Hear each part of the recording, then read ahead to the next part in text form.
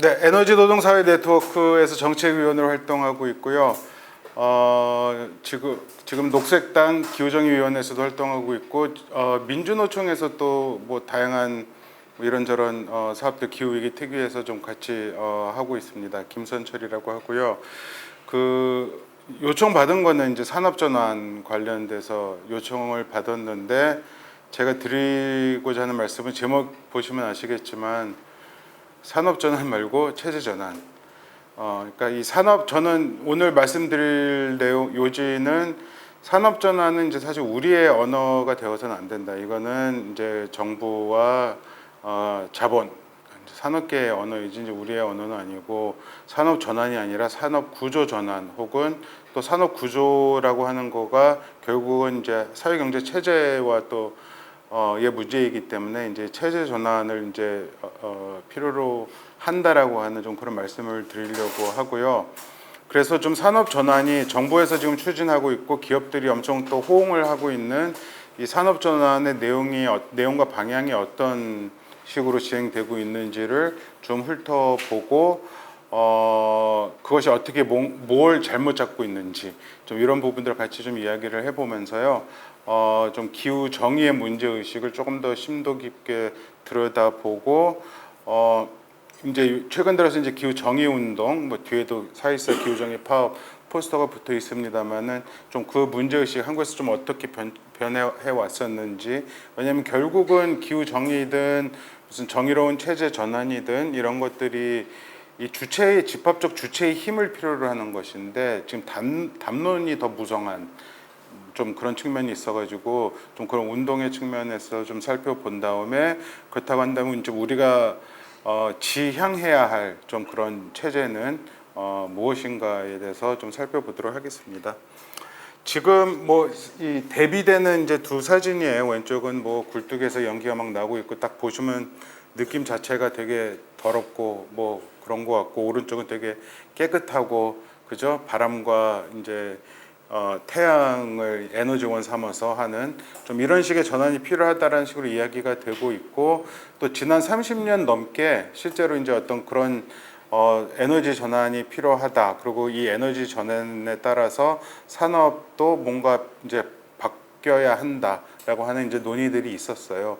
문제는 여기서 일로 간 게 아니라 요게 추가되는 방향으로 이제 많이 이제 갔었던 거죠. 그래서 뭐 전기차와 마찬가지예요. 전기차가 뭔가 더 깨끗하고 뭔가 어떤 기후 위기에 대한 대안처럼 이야기가 되고 있는데, 여러분들도 이야기 들어보셨겠지만 사실 이제 딱 완성차가 딱 나왔을 때의 탄소 발자국은 그 전기차가 더 커요. 그 이유는 그 배터리를 만들기 위해서 이제 엄청난 채굴을 이제 해야 되고, 그 과정, 그리고 이제 그걸 옮겨오는 과정들이 있고 정지하는 과정들이 있고. 그러니까 뭐냐면은 전기차가 무슨 이 오염이 없는 차가 아니라는 거죠. 그러니까 운전을 할 때에는 이제 그 뭐죠? 그 뭐 오염원이 이제 배출되는 건 이제 덜하죠. 그게 이제 미세먼지 정도지만, 그걸 만드는 과정에서, 그리고 폐기하는 과정에서, 또 그리고 이 아직까지 전기 배터리가 어떻게 재활용될 수 있을지에 대한 기술이 아직 없습니다. 그런 상황에서 이제 이 배터리만이 아니에요. 태양광 패널들, 이게 지금 뭐 광고할 때는 25년, 뭐 30년 쓸 수 있다라고 하는데, 그렇게 쓰는데 없다고 제가 여기저기 이제 물어보면은 그렇게 안 된다 그래요. 그러면 이것들은 또 어떡하나? 이게 다 이제 폐기물 되는 거고, 이것들도 다 광물을 필요로 해요. 그럼 어디선가 또 땅을 파야 되는 것이고, 땅을 파면은 이제 그만큼 또 생태가 파괴가 되는 것이고, 그거를 파는 사람과 옮기는 사람 또 노동이 필요한데, 그거를 이제 최대한 또 싸게 이제 쓰려고 하기 때문에 또 노동 착취 계속 이루어지고, 이따가 보시겠지만 코발트 관련해서는 이 진짜 심각한 문제. 근데 코발트만의 이제 문제는 아니겠습니다만, 이제 이런 문제들이 있다라고 하는 것. 그러니까 말은 엄청나게 우리 주변에서도 뭔가 큰 변화가 있는 것처럼 이야기가 되고 있는데, 실제적으로 달라지는 거가 무엇이지? 좀 이런 고민을 안 할 수가 없는 좀 그런 상황입니다.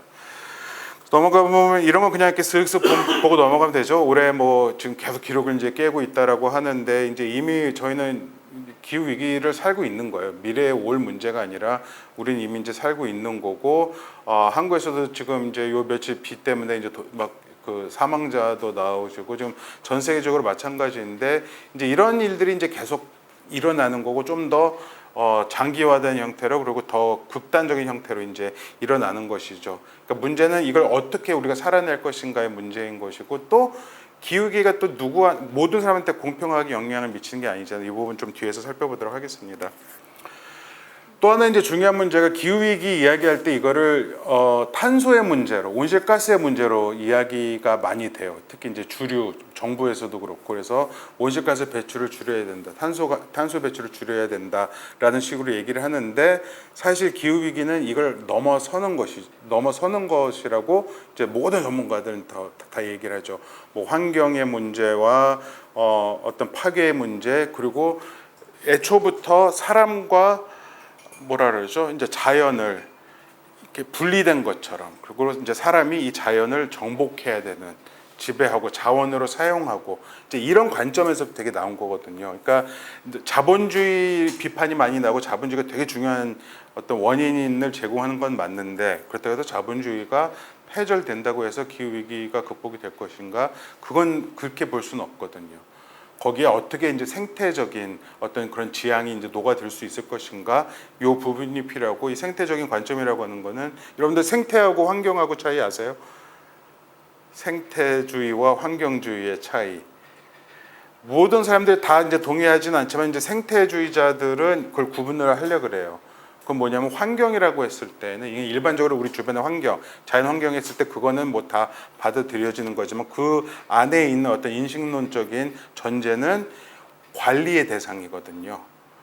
그러니까 자연을 우리가 이제 뭐 추출을 하고 뭐 자르고 쓰면서 이제 관리를 해야 된다. 결국은 인간 중심적인 이 사고 틀 안에 있는 관리 대상을 놓는 것인 반면에 생태주의의 관점은 철저하게 인간은 생태 일부분이다라고 하는, 그래서 그게 떼어질 수 있는 부분이 아니라 우리가 그 일부분으로서 봐야지 공존을 찾을 수가 있지 관리의 대상으로 놨을 때 이게 안 된다라고 하는 그런 문제가 있어요. 근데 사실 이런 관점은 전혀 지금 뭐 정부 정책이라든가 산업 전환에서 나오고 있는 이야기들은 아닌 것이죠. 그래서 지금 몇 가지 사진들을 넣어놨는데 이 지금 맨 왼쪽에 있는 사진 이게 불이 밝아서 잘 안 보이실 것 같은데 이게 지금 아마존 같은 경우에 엄청나게 지금 그 올해 들어서는 한 34%가 줄었다 그래요. 룰라가 이제 대통령이 된 다음에 그 산림 벌채가.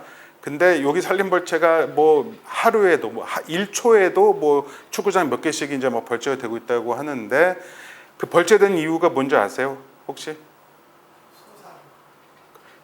닭.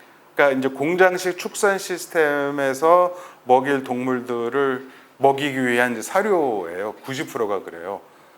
그리고 지구에 있는 육상에 있는 포유류 중에서 인간이 한 30%가 조금 넘고요. 여러분들 야생 동물 얼마나 될 것 같아요?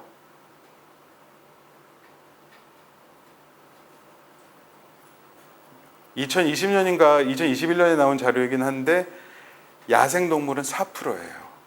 우리가 보통 동물 그러면은 떠올리는 게 무슨 막 세렝게티 초원을 뛰어다니는 톰슨 가젤과 뭐 치타와 뭐 어디 코끼리 뭐 이런 건데 그것도 덩치도 얼마나 커요. 하마니 코뿔소니.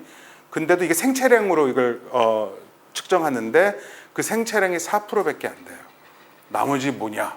70% 가까운 인간이 먹기 위해 키우는 동물들인 거예요. 그러니까 그 정도로. 그래서 이제 이런 얘기 많이 들으셨을 거예요. 개인적 실천으로 가장 효과적인 거가 고기 줄이는 거다라고 하는. 그건 맞는 소리거든요. 그걸 조금이라도 이제 줄여야 되는 거기 때문에. 그러니까 이제 이런 문제들, 그리고 폐기물 문제. 온실가스는 폐기물이거든요. 산업 과정에서 나온 이제 폐기물인데 그것만이 아니라 뭐 플라스틱 얘기도 많이 나오지만 뭐 플라스틱이라든가 온갖 이제 쓰레기들이 이제 많이 막 나오고 있고 우리가 자연을 착취를 해서 이 기후위기 생태 파괴가 이루어지는데 그게 단지 그러니까 인간 중심주의 아까 말씀을 드렸지만 인간 중심주의가에서 인간이라고 하는 거가 한 덩어리가 아니거든요. 인간 안에서도 다양한 이제 인간 종류들이 있고 거기서 예를 들어서 이제 사용자와 이제 고용되는 사람 간에 이거 엄청난 차별인 거잖아요. 누구는 자산을 가지고 있어서 누구를 쓴다라는 표현 쓰잖아요. 쓴다라고 하는 거가 벌써 도구라든가 이제 수단으로 우리가 보는 거란 말이에요. 이게 자연을 우리가 이제 뭐 자원으로 쓴다라든가 캔에서 쓴다라고 하는 거랑 이게 크게 다르지가 않단 말이에요. 그러니까 거기서부터 이제 사실 그 차별이라고 하는 게 인간과 이제 생태 환경 간의 차별뿐만이 아니라 인간 안에서도 차별. 그리고 모두가 우리는 노동을 하고 있는데 지금의 노동이라고 하는 거는 사실 임금 노동에 국한되어 있잖아요.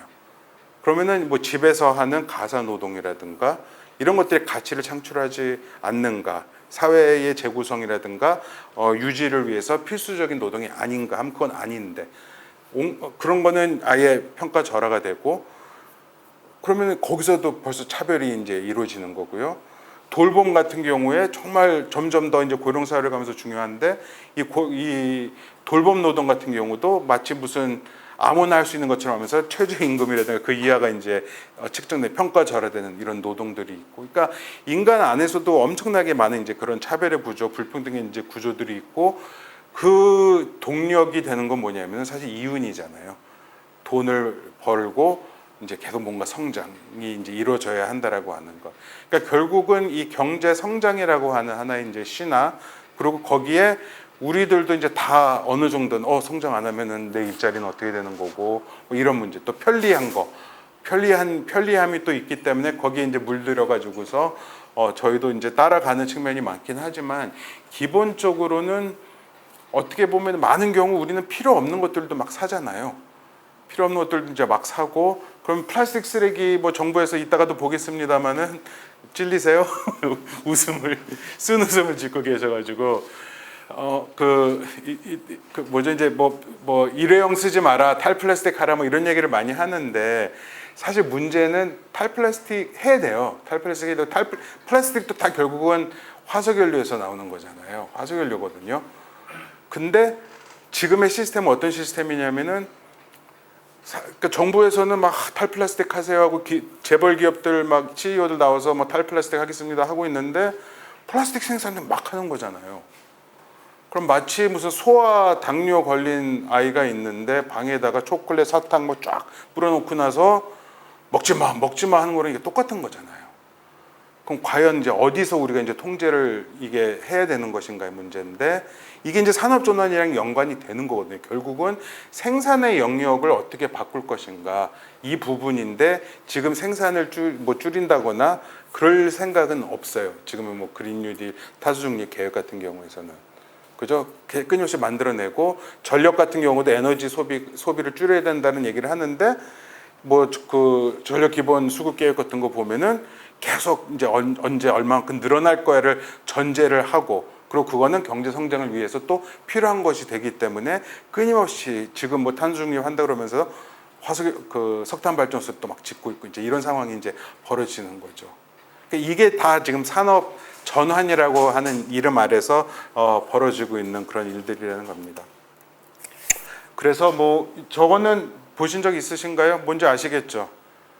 이렇게 쭉 이렇게 늘어나다가 이렇게 팍 늘어나는데 이게 지구 기온이에요. 근데 지구 기온은 자연 상태에서도 올라갔다 내려갔다 이제 뭐 그러긴 하는데 이제 뭐 몇만 년, 십몇만 년 단위로. 근데 어느 순간 이게 이제 팍 뛰기 시작하는데 그때가 무슨 사건이 있었을까요? 산업혁명이죠. 산업혁명. 그래서 석탄의 기초에서 대공장 시스템으로 이제 운영되고 진짜 무제한으로 이제 그땐 사실 걱정이 없었죠. 이렇게 뿜어내도 나중에 이게 어떻게 누적돼서 어떻게 될 것이다라고 하는 이게 없었단 말이에요. 그리고 여러분들도 들으셨겠지만 탄소 같은 경우에 대기 중에 뭐 80년, 100년 떠다니는 거잖아요. 그러니까 지금 있는 탄소는 100년 전, 50년 전, 60년 전에 배출된 탄소예요. 한국 전쟁 당시 배출된 탄소란 말이죠. 그러니까 지금 배출된 것들도 이제 계속 누적되는 거고. 이게 핵도 사실 같은 논리거든요. 지금 핵 오염수 때문에 난리를 치고 있는데 뭐 세슘, 그러니까 안전 기준치를 만들어 가지고서 뭐 몇 베크를 이하기 때문에 괜찮아라고 얘기를 지금은 하는데, 그러니까 그것만 마시면 괜찮죠. 근데 이게 누적된다는 거를 전혀 감안을 안 하고 있어요. 이게 계속 이 방사능이라고 하는 게 없어지는 게 아니거든요.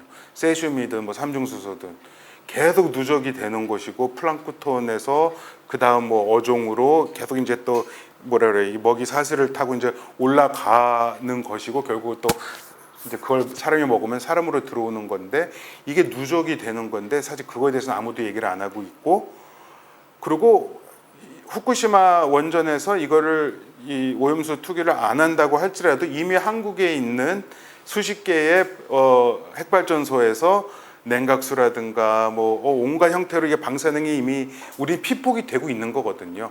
근데 안전 기준치를 못 미치기 때문에 안전하다고 생각을 하는데 누적이 된다는 걸 모르는 거예요. 그러니까 마치 100년 전, 150년 전 사람들이 석탄 막 떼고 이러면서 이게 누적될 걸 생각 못 한 거죠. 그러니까 이제 이런 거랑 이제 같은 이제 논리인데, 지금 그러니까 핵오염수 관련해서 막 데모하고 난리 났는데 되게 정치화되고 막 반일 프레임 때문에 막 이게 싸우고 있는데, 사실 제가 보기엔 더 중요한 근본적인 어떤 이유를 못 찾고 있다는 생각이 들어요. 그래서 이제 산업혁명 때부터 이제 확 올라가기 시작한 거고, 뭐 이것도 같아요. 1800년부터 해가지고 이제 지금까지 1950년부터 80년까지가 이제 평균인데, 그때를 0으로 놓고 했을 때 이제 이렇게 이제 올라가고 있는 거다. 다 아는 거 복습을 한 거고요.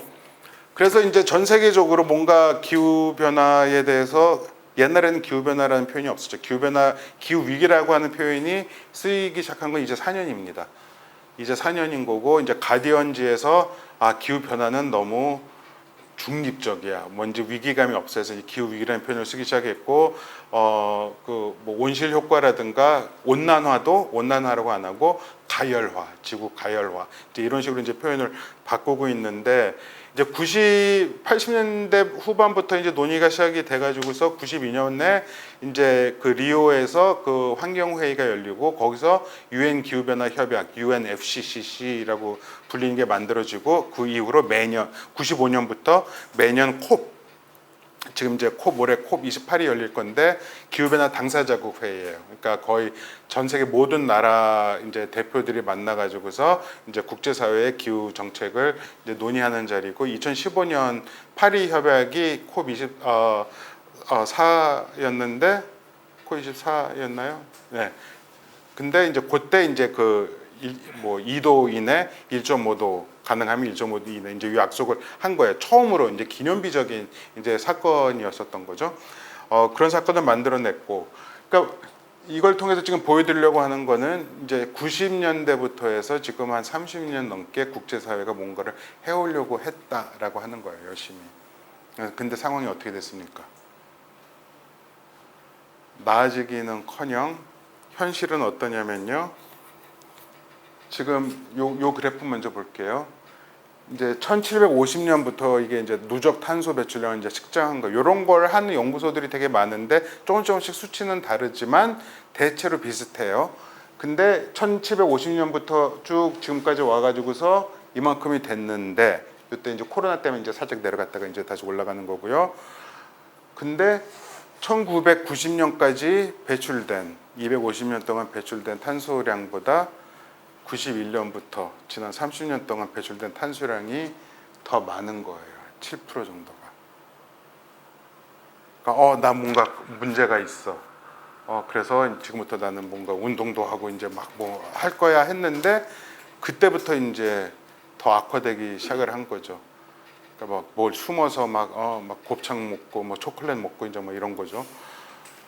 그게 벌어진 거거든요. 근데 왜 그랬는가? 이 동시성을 우리가 봐야 되는데, 90년대가 이제 소련이 망하고, 91년도에 소련이 망하고 그 베를린 벽이 무너지고 이러면서 이제 냉전이라고 하는 거가 우리가 되게 안 좋았던 시절로 생각하지만 제일 평화로웠던 시절이에요. 냉전이라고 하는 거는. 그래서 전쟁이 제일 발발이 적었었던 이제 시기이고, 왜냐면은 이제 균형추가 이제 있었던 것이고, 두 체제가 이쪽에서는 뭐 서로 다 이제 뭐랄까, 이 정보는 통제되어 있었기 때문에 우리가 우월해라고 했었지만, 사실 국제사회에서는 어느 체제가 더 우월한가를 놓고 막 경쟁을 하고 이제 이랬었던 시절인데, 이제 현실 사회주의권이 망하고 나니까 이제 역사의 종말이니 뭐 이런 소리들이 나오면서 이제 자본주의로 완전히 통합된, 그러면서 이제 어떻게 보면 이제 안하무인격으로 이제 막 모든 뭐 이제 국가의 역할은 축소되고 민영화되고 규제 풀리고 이제 이런 사건들이 이제 벌어지기 시작한 거예요. 그러니까 자본주의 만세가 이제 된 거예요. 이거가 우연이 아니다라고 하는 이제 그 점을 좀 말씀드리려고 하는 겁니다. 뭐 이건 다 아시는 거겠지만 불평등 점점 더 심화되고 뭐 노동유연화에서부터 뭐 지금 한국도 막 이 민영화가 에너지 민영화 지금 한 반 가까이 된 상태거든요. 재생에너지 같은 경우는 다 민영이에요. 그렇게 생각하셔도 돼요. 대부분 민영이고 새로 짓고 있는 뭐 석탄 발전소들, 가스 발전소들 다 민간, GS니 포스코니 뭐 삼성이 이런 데서 지금 짓고 있는 것들이고요. 지금 이런 상황이라고 하는 것. 그리고 이제 이게 어떻게 보면 이제 또 산업전환의 되게 핵심적인 건데 기후위기 대응이라고 하는 거를 온실가스 배출을 줄이려면은 뭐가 제일 필요할까요? 시험 보는 것 같아요. 그래도 혹시나 온실가스 줄여야 됩니다 하는데 그럼 어떻게 해야지 줄일 수 있을까요? 탄소 사용을 줄인다. 화석연료를 안 쓰고 다 재생에너지로 간다. 그것도 중요한. 또 뭐가 있을까요? 에너지 소비를 줄여야 되는 거거든요. 이제 두 가지예요. 요건 이제 논쟁이 되는 건데 기본적으로 에너지 소비를 줄여야 돼요. 왜냐하면 에너지 소비가 결국은 이제 뭐 석탄이든 가스든 아까 처음에 말씀드렸지만 재생에너지로 간다고 할지라도 탄소 배출이 안 되는 게 아니거든요. 바람과 태양 에너지 원은 재생 가능하지만 이거를 에너지로 전환시키는 이것들은 재생 가능하지가 않거든요.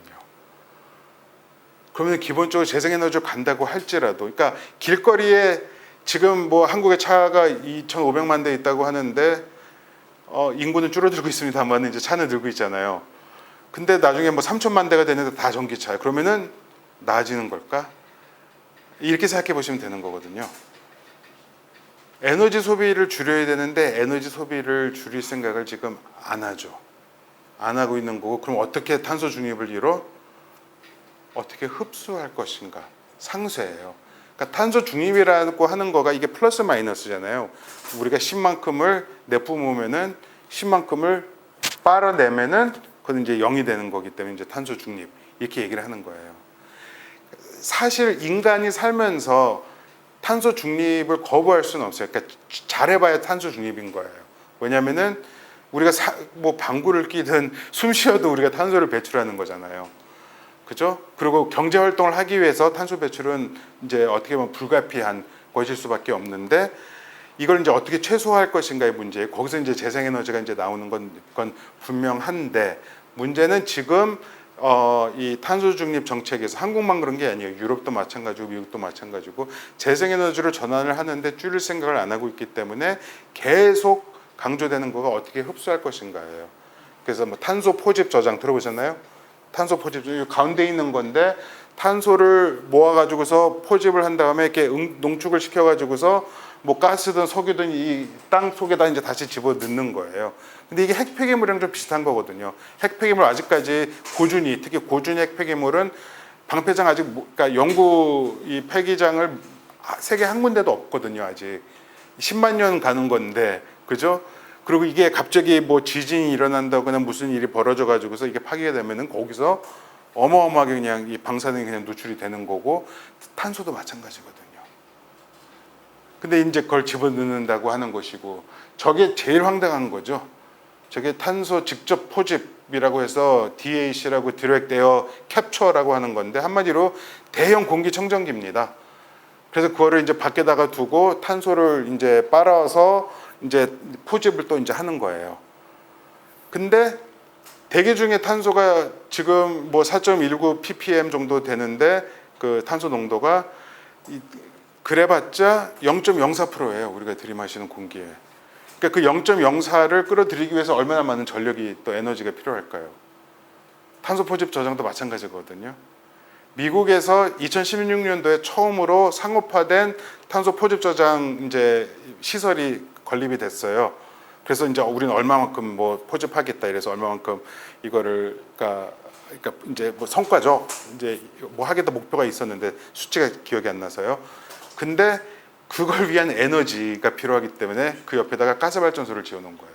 자기네 이 탄소 포집 시설만을 운영하기 위한.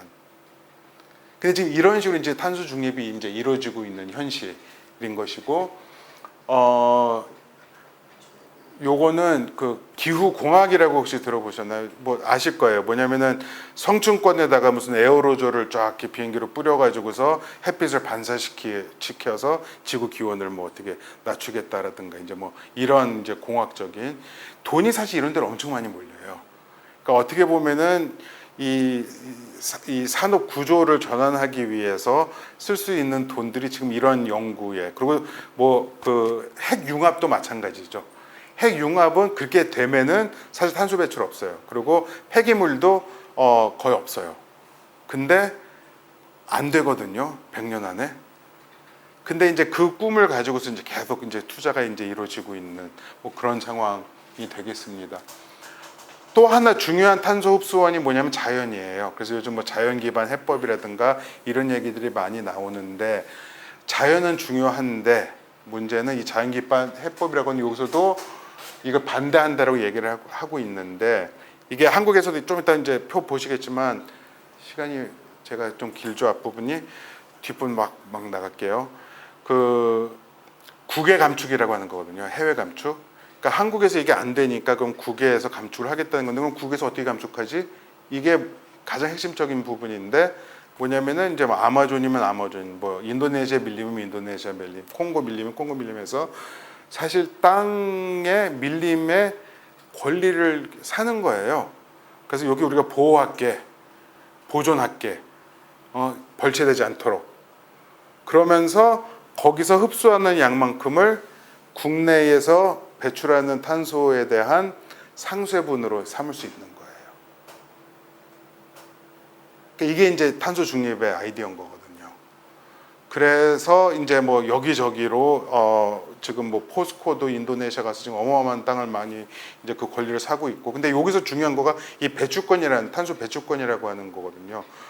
그러니까 배출권 권리를 사는 거예요. 한마디로 내가 이만큼을 이제 배출할 수 있는 권리를. 다른 말로 하면은 돈이 있으면은, 배출권을 살 수 있으면은 탄소를 배출해도 된다라고 하는 거예요. 이게 이제 탄소 중립 개념에, 그래서 이제 기후정의 운동 같은 데는 우리 탄소 중립이라는 표현 안 써요.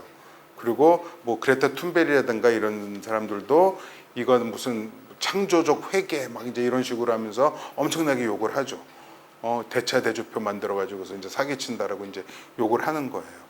그래서 이제 요구는 이제 2019년 한국 기후위기 비상행동 때부터 배출 제로 해야 된다는 얘기를 했어요. 그러니까 배출을 우리가 줄여야지, 배출 늘리면서 흡수를 더 많이 할 걸 생각하면 에너지 소비는 점점 더 늘어나고, 이거는 지구의 한계 안에서 불가능한 이제 이런 게 돼버리는 거죠. 또 하나, 농업에 대한 아무런 계획이 없어요. 그래서 이런 뭐 스마트팜 뭐 이제 이런 것들인데, 문제는 이것도 보시면 아시겠지만 이 시설이 필요하고 어마어마한 전력을 또 사용해야 되는 거거든요. 24시간 불 켜놔야 되는 거고 이제 막 이제 이런 식으로. 그리고 결정적으로 이게 공존의 개념이 아니잖아요. 관리의 개념이고 기술적인 관리 개념이고. 그래서 이것도 또 이따가 이제 그냥 아마 넘어가게 될 것 같지만, 기후 정의 운동 뭐 선주민들, 원주민들 같은 경우에는 이런 시장주의적 그리고 기술주의적 접근 우리는 거부한다. 이걸 이제 명확하게 하고 있습니다. 근데 요게 지금 이제 산업 전환의 되게 이제 핵심적인 이제 전제들이에요.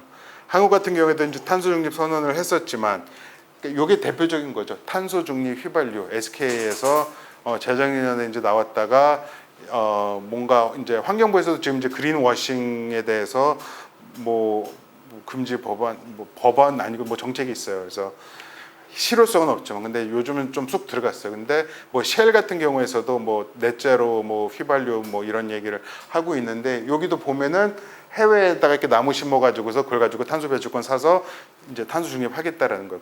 그리고 이것이 마치 되게 녹색한 정책인 것처럼 이제 홍보를 하고 있는 것이죠.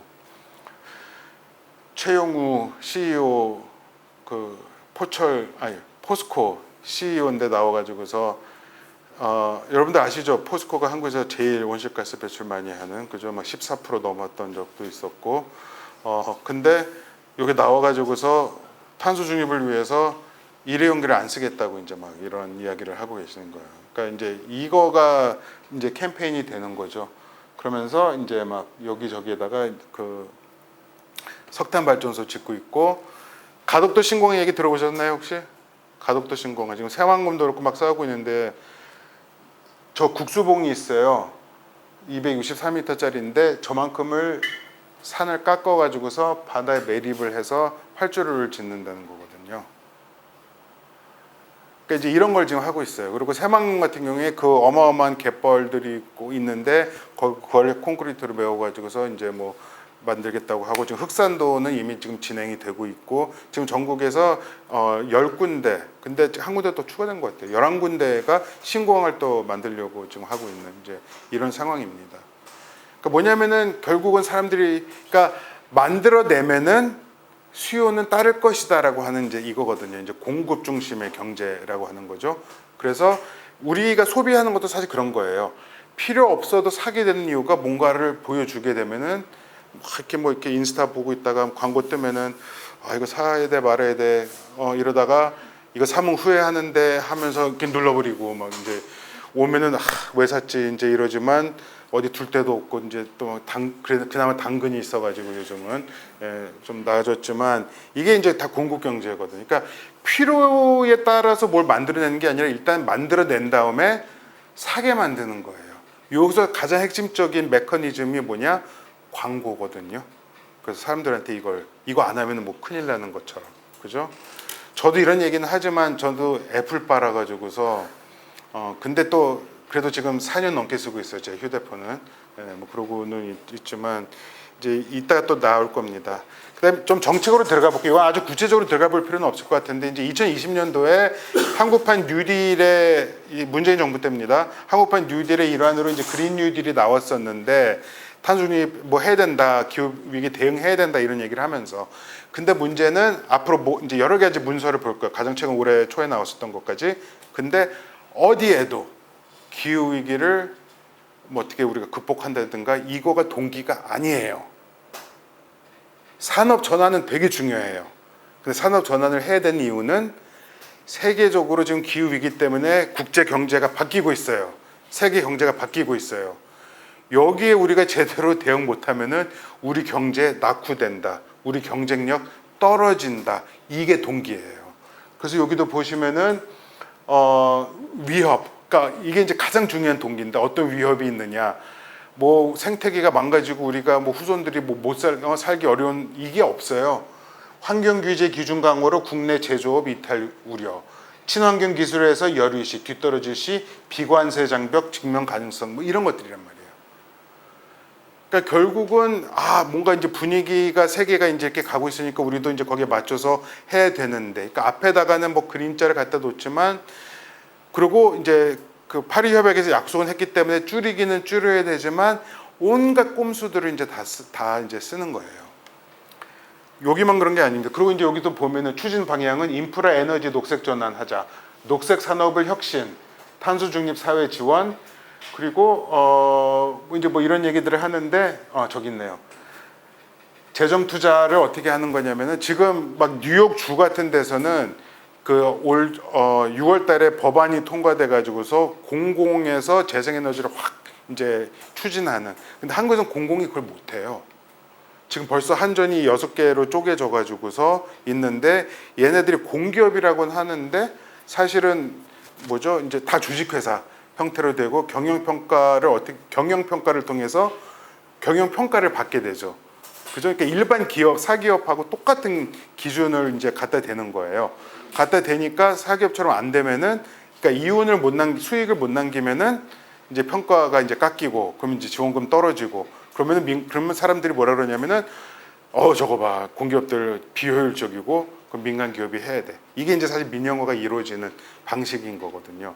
그러니까 한국에서는 이 공기업들이, 에너지 공기업들이, 거기 있는 사람들은 하고 싶어, 노동조합 같은 데도 발전 노동자들도 그렇고 하려고 하는데 그게 안 돼요. 자금이 안 되는 거고, 그렇게 했다가 이제 리스크는 또 이제 항상 있으니까 그래서 이제 투자를 하더라도 SPC가 특수 목적 뭐 법인을 만들어서 민간이랑 같이 해야 되는 건데 거기서도 이제 항상 이 민관 파트너십이 항상 그런 방식이지만 뭔가 이렇게 리스크는 공공에서 안아주는, 그러니까 떠안는 이제 방식으로 이제 가는 이제 그런 방식이죠.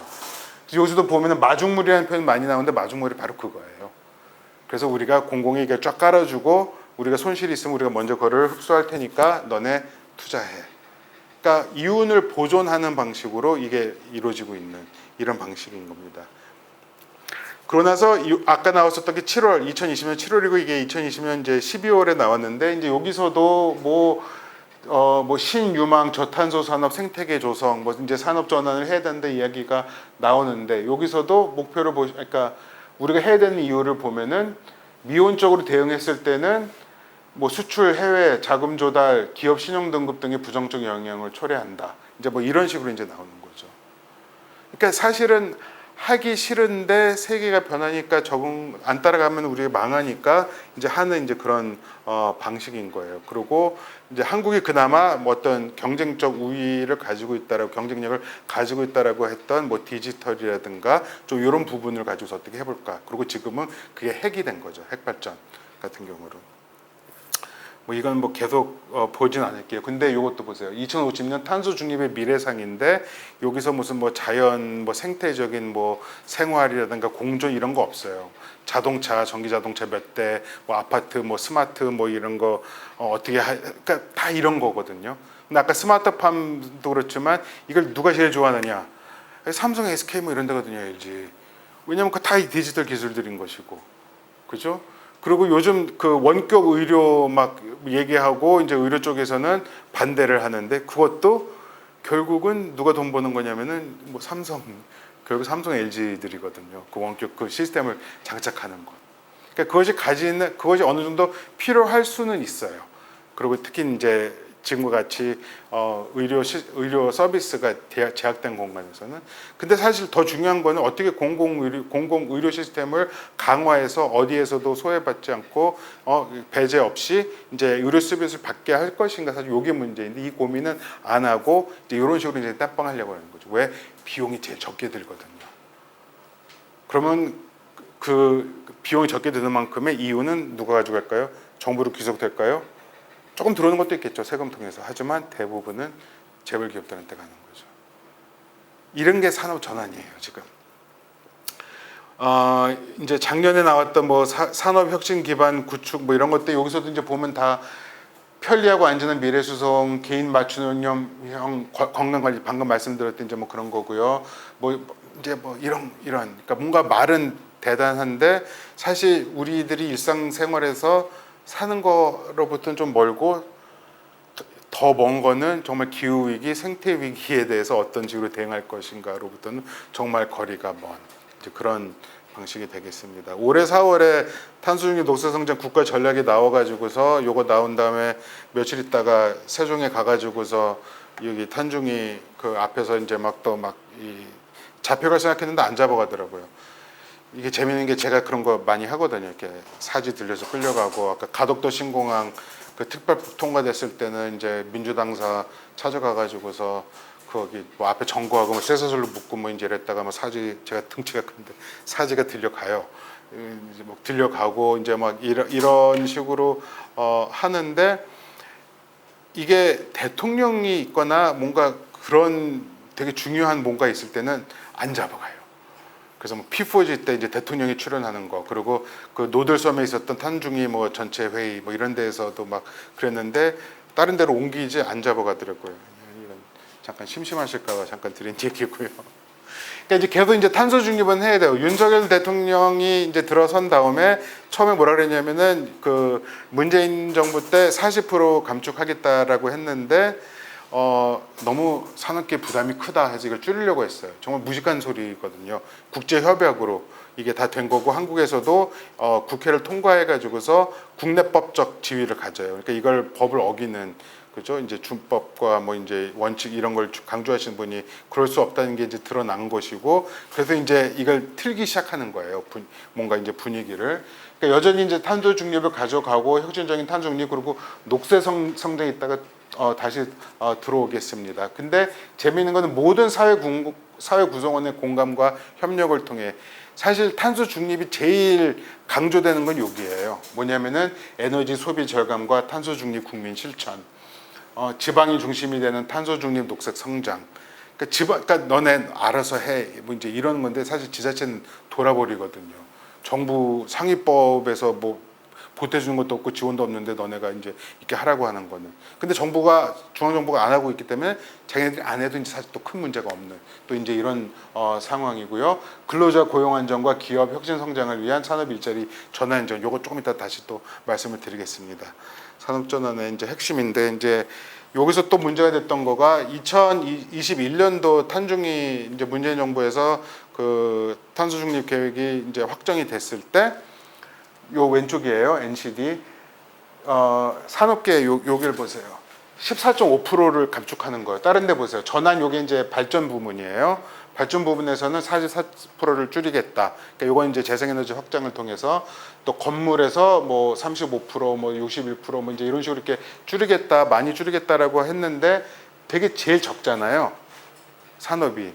이게 뭐냐면은 산업의 부담을 안 주기 위한 거죠. 좋은 말로 하면 산업의 부담을 안 주기 위한 거고, 본질을 말씀드리자면은 경제 성장을 해야 되고, 경제 성장을 위해서는 이 산업계에 의존을 해야 되기 때문에 얘네들을 지원해 주는 거거든요. 근데 이 윤석열 정부에서 이걸 줄인 거예요, 더. 그러니까 이제 산업계 부담이 되기 때문에. 그리고 이제 다른 데서 더 이제 막 줄이는데, 이게 안 줄여지니까 이제 수치상으로 이걸 맞추기 위해서 무슨 뭐 암모니아와 석탄을 합쳐서 태우면은 뭔가가 이제 뭐 이런 이제 꼼수를 써요. 근데 사실 문재인 정부 때도 엄청난 꼼수가 있었거든요. 이게 순배출량과 총배출량이 있어요. 총배출량은 뭐냐면 그냥 배출된 온실가스, 순배출량은 배출된 거에서 자연이라든가 이런 걸 흡수된 거를 뺀, 이게 이제 순배출량인데, 앞에서는 총배출량으로 하고 기준으로 하고, 뒤에서는 순배출량으로 이걸 해서 40%였거든요. 그러니까 실제적으로 하면 이게 30%가 조금 넘어가는 수치예요. 다른 식으로 얘기하자면 몸무게를 줄여야 되는데, 군장 밖에 배낭 이따만한 거 메고 몸무게 재고, 그다음에 배낭 풀고 몸무게 재는, 이제 이런 식으로 문재인 정부에서 이미 그렇게 했었던 건데, 여기서는 이게 더 심해지는 이런 분위기. 그러니까 사실 지금 들어와서, 그러니까 윤석열 정부하고 문재인 정부하고 차이라고 하는 거는, 탄소 중립 기후위기 대응에 뜨뜻미지근한 거는, 말은 이제 문재인 정부가 문재인 대통령이 더 많이 하긴 했었지만, 실질적인 정책에서 드러난 거는 없었던 거는 똑같아요. 다만 윤석열 정부, 그러니까 문재인 정부 때는 이제 그 재생에너지를 확장 많이 하겠다 했는데, 사실 제 주변에도 뭐 저도 뭐 국회의원 친구들도 있고, 뭐 이제 고세대 586 끄트머리에서 태양광 엄청 하거든요. 그 네트워크가 장난이 아니거든요. 옛날 그 운동권들 그 네트워크라고 하는 거. 그러니까 그 비리가 없을 수가 없어요. 제가 잘은 몰라도. 근데 그거를 이제 윤석열이 지금 이제 캐고 있는 거죠. 그러니까 사실 할 말 없는 측면도 저는 있다고 생각을 해요. 근데 이제 문재인 정부 때는 이제 태양광 이제 중심으로, 그리고 윤석열 때는 핵으로 이걸 하겠다라고 하는 이제 요 차이인 거지, 실질적으로 진심이 아니라고 하는 거에서는 큰 차이가 없다. 저는 이렇게 말씀드릴 수 있을 것 같아요. 그러면서 이제 산업계는 계속 축소를 하고, 이제 국민들한테 막 부담 엄청 받잖아요. 우리 막 집에서 에어컨 켜야 되나 말이야 되나, 어디 가서 에어컨 너무 세면은 야 지금 기후위기 시대에 에어컨 저렇게 뻥뻥 틀어대, 뭐 줄여 이제 막 이러고 있는데, 사실 저는 이게 제일 분노를 해요. 왜냐면은 착한 시민들에게 죄책감을 강요를 하는 건데, 문제는 뭐냐면요, 가정용, 아까 포스코 말씀드렸잖아요. 포스코가 1년에 배출하는 탄소가 뭐 국내에 14% 정도 돼요. 가정용 얼마 될 것 같아요?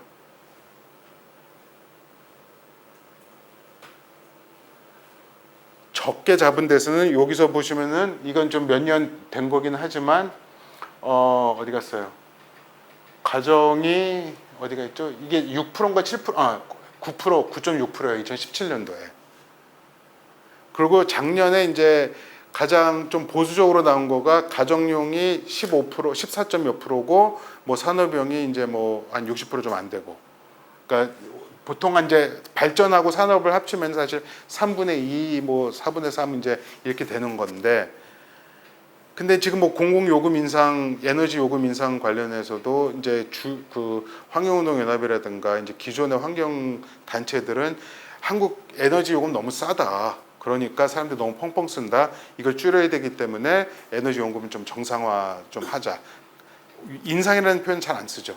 현실화, 정상화 이제 이런 걸 쓰는데 결국은 좀 올려야 된다라고 하는 건데, 그게 뭐 완전히 말이 안 되는 건 아니에요. 저도 사실 집에서부터 이런 거를 우리가 줄여나가고 아끼는 이런 연습을 하는 것 되게 필요하다는 생각이 들고, 또 한편에서는 한국이 상대적으로 에너지 값이 싸기 때문에 어떤 일이 벌어지냐면요.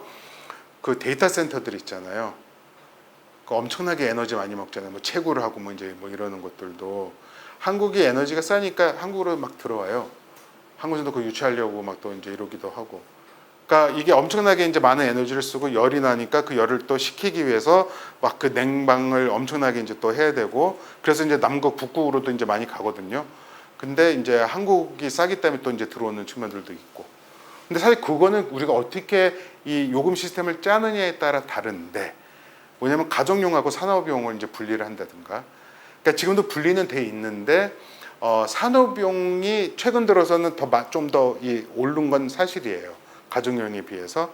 하지만 여전히 이제 심야 전기, 는 엄청나게 싸게 반값으로 막 이제 주어지고 있고, 산업용도 한국에 엄청나게 싸고 되게 많은 특혜가 주어지고 있는 상황이죠. 그러니까 사실 그거를 이제 막고 이걸 분리를 시켜야 되는데, 환경운동도 뭔가 이렇게 다 퉁쳐가지고서 그러니까 에너지 전기값을 좀 올려야지 에너지 절약을 한다 이제 이렇게 얘기를 하는데, 그것 때문에 이제 사회적 기후정의 파업에서 환경운동연합이 참여를 이제 하기로 했다가 이제 빠지고 이제 뭐 이런 일들이 있었죠. 근데 이제 이런 이야기들이 점점 더 많이, 그리고 공공교통과 또 연결되면서 좀 퍼지면서 좀 새로운 관점이 많이 퍼지고 있는 것 같긴 해요. 하지만 다시 이제 이걸로 돌아가자면은 줄여야 될 게 어디인가? 산업인 거잖아요. 산업. 근데 이 산업을 줄일 생각은 안 하고 지금 다른 데서 지금 줄이는 이제 이런 식의 계획을 이제 하고 있다. 그러니까 산업 전환이라고는 하지만 사실 산업 전환이 아니라 지금의 산업 구조를 유지를 하면서 뭔가 조금 더 이제 더 디지털이라든가 재생에너지 뭐 RE100이라든가 뭐 이런 걸, 요즘 또 RE100도 아닙니다. 요즘 들어서는 CF100 들어보셨나요? RE100은 Renewable Energy 100, 그래서 재생에너지 100%를 이제 사용하겠다는 건데, 사실 이것도 재생에너지 100% 쓰는 데는 한 군데도 없어요. 뭐 아마존이 구글 다 합쳐서 다 탄소 배출권으로 사오는 것들이거든요. 그래서 이제 100을 만드는 건데, 지금 나오는 CF100은 뭐냐면은 카본 프리예요. 그렇게 하는 이유는 뭐냐면은 핵 발전을 거다 넣는 이거예요. 그러니까 아시는 분은 아시겠지만 프랑스 같은 경우는 3분의 2가 지금 핵 발전이거든요. 그 미국 같은 경우도 뭐 그린 뉴딜이라든가 청정 에너지라고 써요 거기는. 근데 그 청정 에너지에 핵이 들어가 있고, EU에서도 그 녹색 그 뭐죠? 뭐라 그러지? 녹색 뭐 이렇게 지표 이제 뭐 ESG라든 이런 거 할 때 거기에 이제 핵이 넣느냐 마냐 갖고 싸움이 났는데 넣긴 넣었어요. 근데 엄청나게 이 조항들이 까다로워서 지금 한국에 그걸 갖다 대면 한국에서 이거를 할 수 있는 데는 한 군데도 없어요. 한국 같은 경우에. 그러니까 특히 이제 폐기물 관리, 안전 관리 이제 뭐 이런 부분들인데 그런 상황이에요. 그러니까 이제 계속 이제 꼼수를 쓰고 있는 거. 한국만 꼼수 쓰고 있는 거 아니에요. 전 세계적으로 지금 다 그러고 있어요. 한국 꼼수가 좀 제일 크긴 해요.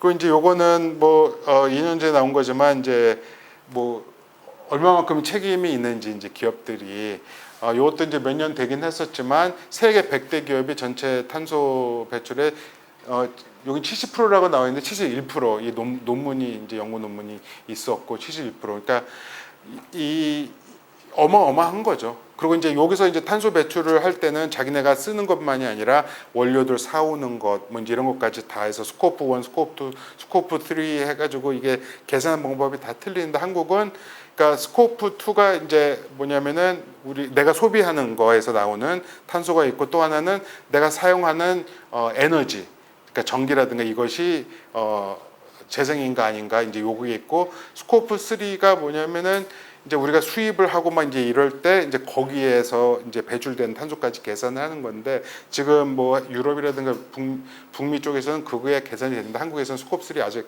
아무데도 하고 있지를 않아요. 그러니까 한국에서 RE100 혹은 뭐 포주가 탄소 중립을 한다고 할지라도 그런 걸 다 따져 보면은 이제 전혀 아닐 것이 이제 100%라고 하는 거고요. 그래서 좀 정리를 하자면은 뭐 탄소 중립, 산업 전환 이야기를 하고 있지만 결국은 다 이게 경제 성장을 위한 것이다. 그리고 이게 녹색 성장이라고 하는 이름으로. 그래서 이제 탄소 중립 녹색 성장 기본법이 지금 이제 통과가 된 상황이죠. 그리고 이제 기후 위기 대응이라고 하는 거는 이제 결국은 이제 이 변화된 이제 세계 경제 질서 속에서 이제 세계 경제는 또 기후 위기 대응하기 위해 속에서 이제 어떻게 경제 성장을 이룰 것인가, 어떻게 이제 국제 경쟁력을 가질 것인가, 그걸 위해서는 기업을 이제 지원을 해야 되는 거고, 공공 투자도 늘리는데 공공 투자를 직접적으로 재생에너지 풍력 발전 절대 지금 안 하고 있어요.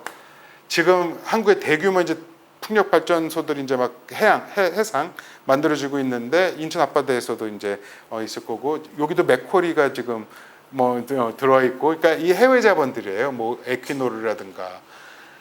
그러면은 이게 이제 민간 영역에서 이걸 만들고 이제 송배전이라든가 이제 판매는 아직까지 이제 한전이 맡고 있지만, 그 수익이라고 하는 것이 결국은 다 이제 그 기업들한테 가는 것이고, 이제 이런 식으로 가게 되는 거죠. 그럼 이 부담은 누가 받느냐? 이제 일반 시민들이 이제 받게 되는 거죠. 노동자들이 받게 되는 것이고. 그래서 지금 위기의 본질에 대한 이해라든가 성찰이 전무하다. 진짜 관료들이랑 얘기를 해보면요, 돌아버립니다. 그러니까 뭐 탄소중립 기후위기 되고 헤어져 하는데 결국은 기승전 성장이거든요. 경제. 그리고 이거를 어떻게 연결시키냐면은 일반 시민들 그럼 어떻게 하냐, 일자리 어떻게 하냐. 그리고 이제 에너지 요금을 뭐 올렸을 때 그러니까 뭐 탄소세 같은 경우도 세금을 이제 붙이면은, 그러니까 그 프랑스에서 노란 조끼 이제 막 데모하고 폭동 일어났던 것처럼 결국은 이제 이게 또 소비자들한테 전가되고 이제 이런 거 어떻게 하느냐. 결국은 지금의 어떤 자본주의 시장 질서를 전제를 하고서 하면은 그런 거잖아요. 그렇기 때문에 지금 기후정의 운동 같은 데서는 이 시스템 갖고는 안 된다. 이 시스템은 지속 가능하지 않을 뿐더러 이미 기후위기 대응을 위한 지속 가능한 대안을 만들어낼 수도 없다라고 지금 이야기를 하고 있는 겁니다. 미쳐버리죠, 이런 거 보면은. 그죠? 그냥 쭉쭉 넘어갈게요. 이건 아까 본 거고, 이게 또 돌아버리는 겁니다. 올 초에 을지로 청계천 가다가 이 광고판 어마어마한 거예요. 여기 커피빈 이 빌딩에 그냥 대단. 근데 포스코에서 무슨 상을 받았대요. 뭐 지속가능 뭐 어쩌고 뭐 산업 뭐 이런 데서. 그래서 기후위기 극복 정의로운 전환하면서 북극곰 그림 갖다 놓고 지금 이제 이러고 있는 상황인데, 그러니까 이것도 좀 고민을 해봐야 되는 건데, 그 탄소중립 녹색성장 기본법에 2조 정의 부분에 기후 정의로운 전환 다 들어가 있어요.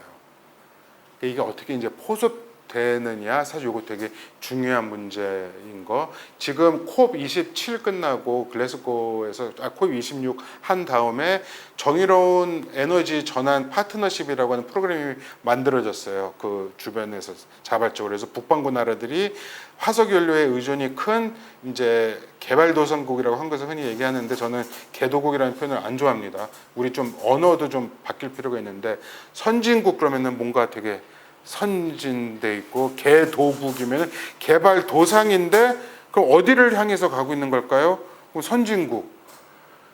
이런 게 지금 전제가 돼 있는 거잖아요. 그래서 저는 뭐가 맞는지는 모르겠는데, 제가 쓰는 글들에서는 선발 산업국, 그리고 뭐 이제 후발국 이렇게 하는데, 이것도 사실 마음에 안 들어요.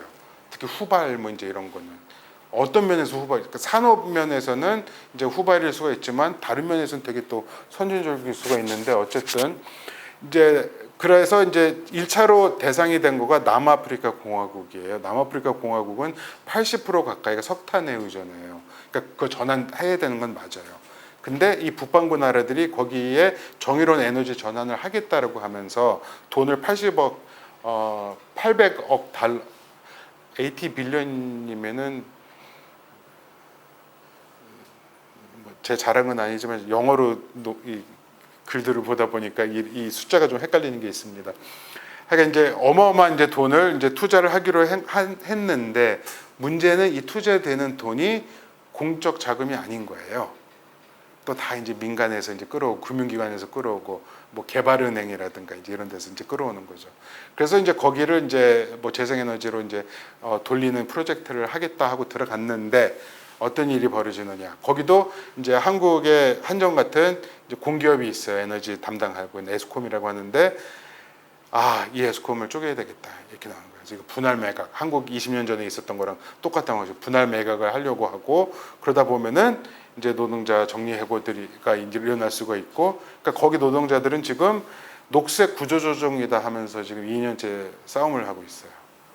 싸움을 하고 있는데 더 웃기는 거는 IMF하고 세계은행이 또 들어와가지고서 걔네 돈도 들어갔는데 지금 거기 시민사회 이걸 처음에 지지했던 시민사회가 또 등을 돌리고 있는 이유가 세계은행은 석탄 발전소를 또 새로 짓는 뭐 프로젝트에 또 투자를 하고 IMF에서는 전환의 효율성을 위해서 노동권을 좀 이렇게 제약해, 그러니까 이제 남아공이 그래도 노동권은 좀 강한 편인데 그걸 좀 제약해야 되지 않느냐 이런 얘기를 지금 하고 있는 이제 이런 상황인 거예요.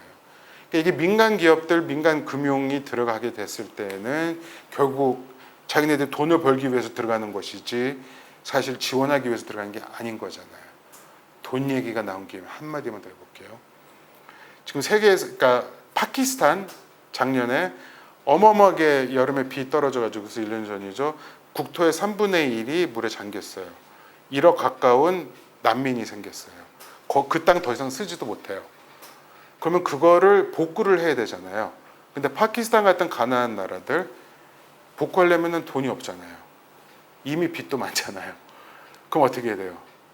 지원을 받아야 되잖아요. 돈을. 근데 이 지원이라고 하는 게 어떤 방식으로 가느냐? 세계은행이라든가 뭐 아프리카 개발은행 이런 데서 우리 얼마 지원했다, 뭐 IMF라든가 뭐 이렇게 얘기를 해요. 유럽 뭐 중앙은행 뭐 이런 데서 그런 것도 다 공적 자금으로 이제 쳐주는데 사실 이제 되게 이제 수익을 위한 이제 금융 사업을 하는 곳들이죠. 네?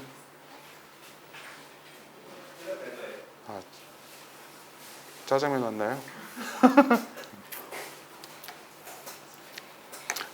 그리고 이제 소말리아, 이디오피아 이제 여기는 그 아프리카 동부 쪽에 이제 뿔 지역이라고 하는데 거기는 지금 6년 동안 가뭄이 일어가지고서 진짜 수백만 명이 이제 나가고 뭐 이렇게 됐는데 갑자기 또 6월달에 이 폭우가 쏟아져가지고 25만 명이 또 이제 난민이 생기고 이제 막 이랬단 말이에요. 이런 데서 이제 지원을 요청하면서 결국 그 지원이 어떤 방식이냐면은 대출이거든요. 대출인데 그 중에서 저리 대출은 30%가 안 돼요. 대부분 똑같은 대출이에요.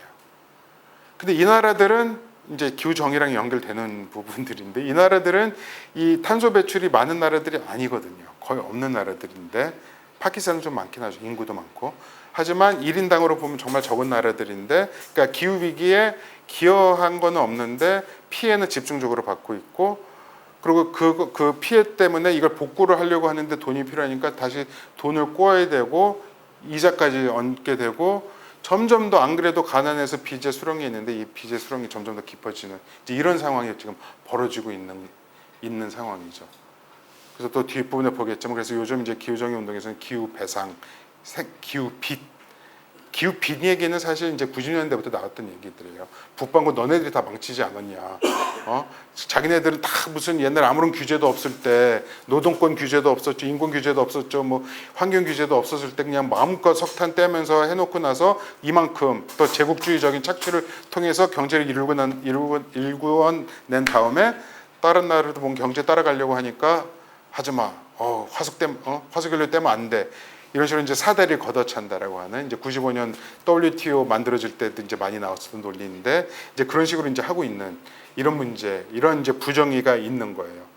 근데 또 하나는 이 방식이 뭐냐면은 북유럽 나라들은 자기네들 안에서의 탄소 배출량이 감소하고 있어요. 지난 한 20년 동안.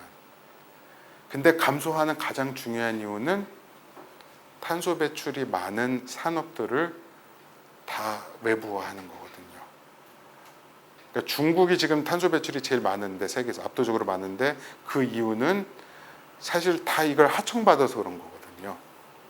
그러니까 중국이 원해서 그런 측면들도 있지만 국제 자본주의 분업 질서 속에서 거기 이제 싼 노동력 때문에 이제 글로 보내진 측면들이 있는 거예요. 그래서 지금 국제 협상에서는 중국에 대해서 책임을 그렇게 크게 묻지를 못해요. 그러니까 절대량이 많기 때문에 뭔가 해야 되고 이제 계획을 같이 이제 짜려고는 하지만 책임의 문제에 있어서는 이게 그렇게 똑같이 묻지를 못하고 있는. 그리고 여태까지 누적 배출량으로 보면은 여전히 유럽이나 미국보다도 한참 적은 이런 상황이에요. 그러니까 이제 이런 문제들이 이제 얽혀 있는 상황. 그래서 뭔가 북유럽 나라들 보면 저는 좀 열받는 게 있어요. 깨끗한 척 하는데 다 그 비용 외부화하는 거고 쓰레기 다 이제 밖으로 이제 다 버리는 거고. 아, 또 열받는 거네요. 정부에서 투명 페트병만 모아도 탄소 중립으로 간다라고 했는데 분리수거가 안 되죠. 그러니까 분리수거는 하는데 재활용이 안 되죠. 거기 가서 다 합쳐지죠. 왜 그럴까요? 돈이 안 돼서 그러는 거거든요. 민간 기업들이 하고 있어요, 다. 민간 기업들이 하고 있는 다 외주화된 건데, 지자체에서 외주화를 한 건데, 민간 기업들은 돈이 되면 하지만 돈이 안 되면은 안 하는 거고, 이게 자동화 설비가 잘 되어 있고 이제 규모가 커야 되는 거죠. 자본이 있는 데서는 그래도 어느 정도 이걸 맞출 수가 있는데, 이게 소규모 업체 대부분이죠. 여기서는 이게 수지가 안 맞는 거예요. 그러니까 가져가봤자 우리는 분리수거를 하는데 가서 다 합쳐지고 짭을 시켜가지고서 이걸 또 어떻게 하냐면 연료로 써요. 태워요. 이게 재활용된 거라고 해가지고서 또 신재생에너지에 또 들어가요. 이거 얼마나 골 때려요. 신재생이라고 하는 말 또 나왔으니 재생에너지면 재생에너지지 신재생은 또 뭘까요? 신재생이 뭐냐면요. 석탄 태우는 데다가 아까도 말씀드렸죠. 암모니아 섞으면은 신재생이 되는 거고. 나무, 바이오 연료라고 해가지고서 나무, 펠렛, 그러니까 이건 이제 대체로 수입해 오는데 나무 떼는 거예요. 그럼 바이오 연료라고 해가지고서 신재생. 또 하나 파뮤. 그러니까 옛날에 이제 벙커 CU를 태웠는데 이제 벙커 CU는 이제 뭐 아니다, 뭐 디젤도 아니다, 뭐 이제 그래서 파뮤를 태워요. 신재생 에너지. 그러니까 그렇게 해가지고서 지금 한 7%, 8%가 되는 거예요. 한국에서 신재생 에너지. 재생 에너지만 놓고 보면은 그렇게 안 되죠. 그죠? 그리고 이 혼소라고 하는 거 정말 나쁜 건데 석탄에다가 나무 이렇게 좀 섞어서 하면은 그것도 신재생 에너지. 이런 식으로 되고 있어요. 분노할 거 너무 많지 않아요?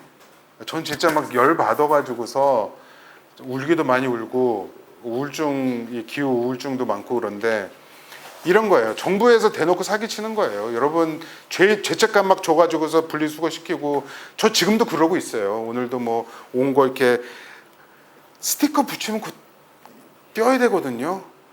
근데 사실 이게 재활용이 안 되기 때문에 안 해도 되는데 그냥 습관이 이렇게 붙어가지고서 가위 갖고 와서 스티커 있는 부분 떼어서 이거는 쓰레기통 버리고 비닐을 따로 하고 박스 테이프 다 하고 이렇게 기다랗게 또 남은 거 막 칼 갖고 와서 막 이렇게 발라내고 이제 이런 식으로 하는데 안 될 거 알면서도 이제 그러고 있는 거죠. 근데 얼마나 많은 시민들이 이러고 있어요.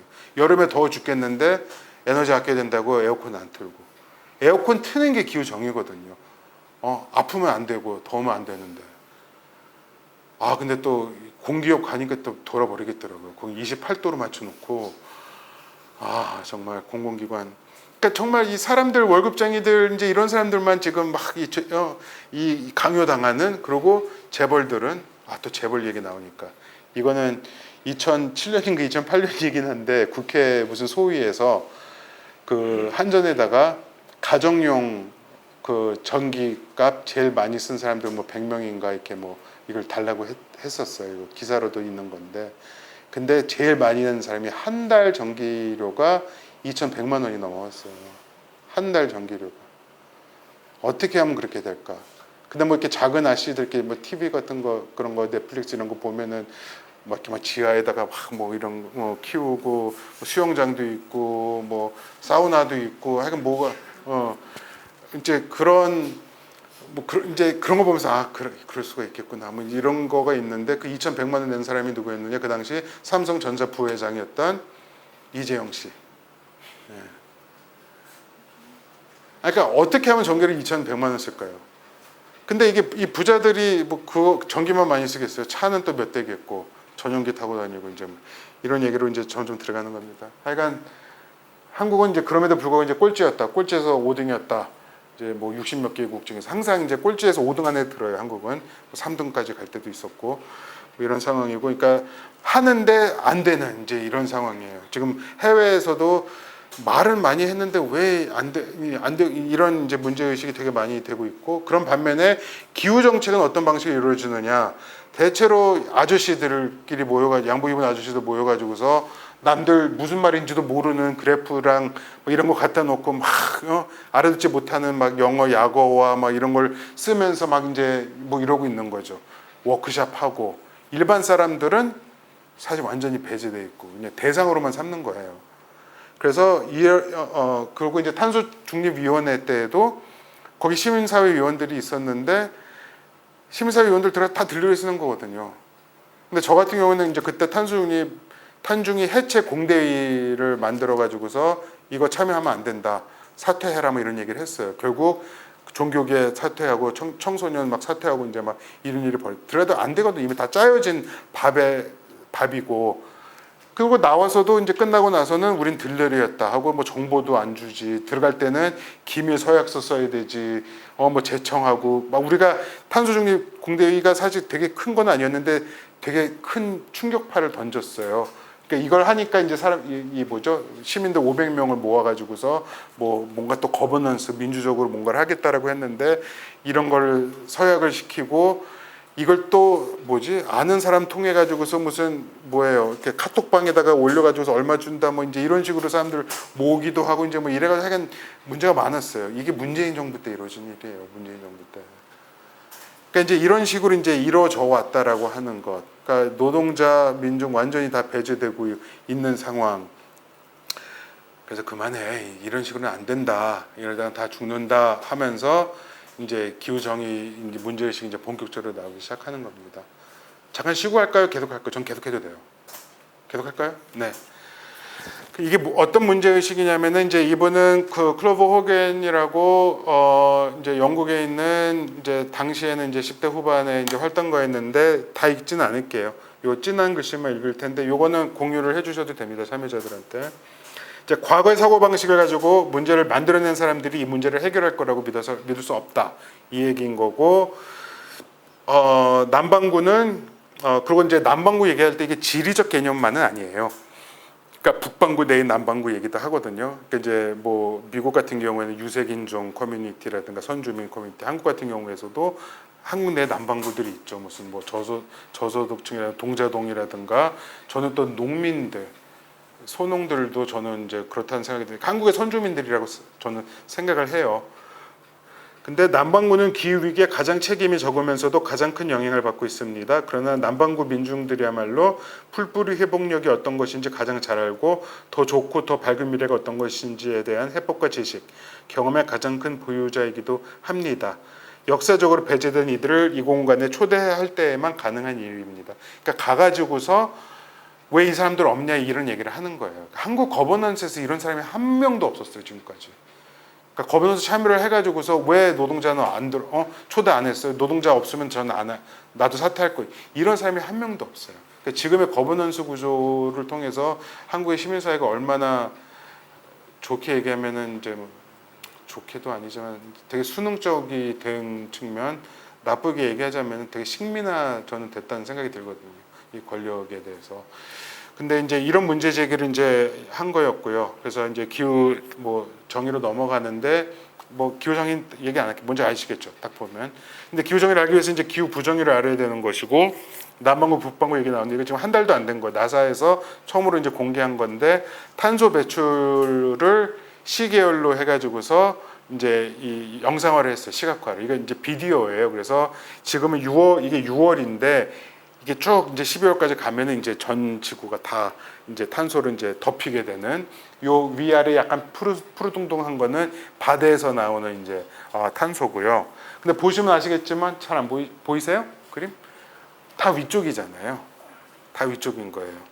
그러니까 북반구에서 이게 이제 탄소를 배출을 하는 거고 그러다 보니까 인도양이라든가 남태평양이나 작은 도서 국가들이 있어요. 뭐 투발루라든가 이런 데는 고도 해저 고도라 그러나 아니 해수면 고도가 1m예요. 그건 뭐냐면은 바다가 5cm, 10cm가 오르면은 보통 15배의 이제 이 태풍이나 할 때 이게 된다고 하는데 그러면은 1.5m가 파도가 더 커지는 거거든요. 그러니까 이 나라들은 지금 목숨 걸고 싸우고 있는 거예요. 목숨 걸고 싸우고 있고 거기서 가장 먼저 우리는 이거에 대한 책임이 없고 너네들이 탄소 배출해서 이렇게 된 건데 너네들 이거 책임져. 그래서 이제 작년 콥에서 손실과 피해 뭐 기금을 합의했는데 그 손실과 그 피해 이야기를 20년도, 30년도 더 전에 가장 먼저 시작한 게 이 남태평양 그 인도양 작은 도서 국가들이에요. 그리고 투발루 외무장관이가 바닷물 속에 들어가서 뭐 이런 거 해서 뭐 한국에서 뉴스에서도 많이 나오고 그랬었는데 그러니까 지금 이제 이거는 너무나 이제 명확한 것이고 이 피해 받는 것도 대체로 다 남반구에서 왜 그러느냐 사실 요즘 미국도 장난 아니거든요. 유럽도 그렇고 유럽 재작년인가 독일하고 벨기에 쪽에서 도시가 그냥 떠내려가면서 200명 막 죽고 뭐 이런 일도 있었는데 그러니까 이제 난리가 나는 거죠. 한국 언론에서도 많이 나오고 근데 사실 남반구 쪽은 이게 일상적인 이제 일인 거고 여러분들 그거 시리아 내전 난 다음에 이제 그 난민 사태가 나서 막 유럽으로 막 올라가 그랬잖아요. 이거가 기후위기랑 어떻게 연결되어 있는지 혹시 들어보신 적 있으세요? 이게 사실 기후위기에서부터 온 건데, 그러니까 아랍의 봄이라고 하는 것 자체가 이집트에서 빵 폭동에서부터 시작돼가지고서 이게 이제 뭐 튀니지까지 이제 쭉 가고 이러고 이제 그런 어떤 뭐랄까요, 이 패닉 공황 상태에서 IS가 이제 막 이제 치고 들어왔었던 건데, 그게 이제 그걸 시작을 했었던 이제 버터플라이 효과 같은 건데. 시작이 됐었던 거가 이제 이집트의 빵 폭동인데 그 빵 폭동이 왜 일어난 거냐면 이집트만 그랬던 거 아니죠. 그 지역은 다 뭐죠? 뭐 그 빵 있잖아요. 이거 이름이 갑자기 기억이 안 난다. 피타 빵이라든가 밀가루에 의존을 하는데 밀가루는 또 안 키워요. 어디서 수입하느냐? 이제 지금 우크라이나 라든가 이제 뭐 타슈켄트 이제 러시아에서 이거 수입을 했는데 거기가 막 7년 8년 기근이 그러니까 가뭄이 오니까 수출이 안 돼요. 수출한다니까 빵값이 올라가죠. 밀가루 값이 이제 올라가고 폭동이 일어나고 이렇게 되면서 이 나비 효과를 타고 이제 난민 사태로 갔다가 그게 브렉시트까지 간 거예요. 브렉시트의 원인은 기후위기라고 해도 이제 큰 뻥은 이제 아닌 이제 이런 상황인데 그러니까 이런 이제 난민 문제들이 지금 점점 더 늘어나고 있고 작년 같은 경우에 이제 그 전쟁 때문에 이제 전쟁으로 인한 무장 갈등으로 인한 이제 난민이 많아졌는데 그 이전까지 제일 이게 급속하게 늘고 있었던 난민 카테고리가 기후 위기로 인한 난민이거든요. 이건 이제 그렇게 카운트되지는 않아요. 시리아 난민들은. 하지만 여기도 이제 기후기랑 이제 연관성이 있다라고 하는 것. 아까 쓰레기 말씀드렸지만 쓰레기들이 이제 그 비용의 외부화인데 한국도 플라스틱 같은 거 다 중국으로 수출했다가 몇 년 전인가 중국에서 이걸 안 한다고 하니까 난리가 났었던 거잖아요. 그러니까 지금 다 이게 수출을 지금도 하고 있는 거예요. 그냥 덤핑하는 경우도 이제 되게 많고 그럼 대체로 뭐 세네갈이라든가 일반 쓰레기들 옷 같은 것들 특히 이제 그런 쪽으로 가고 그 다음에 그 가나 뭐 아크라 같은 데는 반도체라든가 컴퓨터, 휴대폰, 전자제품 쓰레기들은 또 다 글로 가고 그러면 이제 거기는 쓰레기를 중심으로 또 경제 시스템이 이게 되는 거예요. 그리고 이제 옷 같은 것도 이제 패스트 패션 뭐 이런 것도 이제 조금씩 이제 퍼지기 시작하는데 여러분들이 기후 위기를 위해서 할 수 있는 개인적 실천 넘버 2가 뭐냐면은 옷 덜 사는 거예요. 옷 덜 사는 거예요. 그러니까 이 옷들 이제 가다 보면 뭐 무슨 구청 해가지고 이렇게 옷 넣는 거 있잖아요. 그것도 민간에서 하는 거거든요. 그럼 그거를 갖고 지원을 하는 게 아니라 파는 거예요, 사실.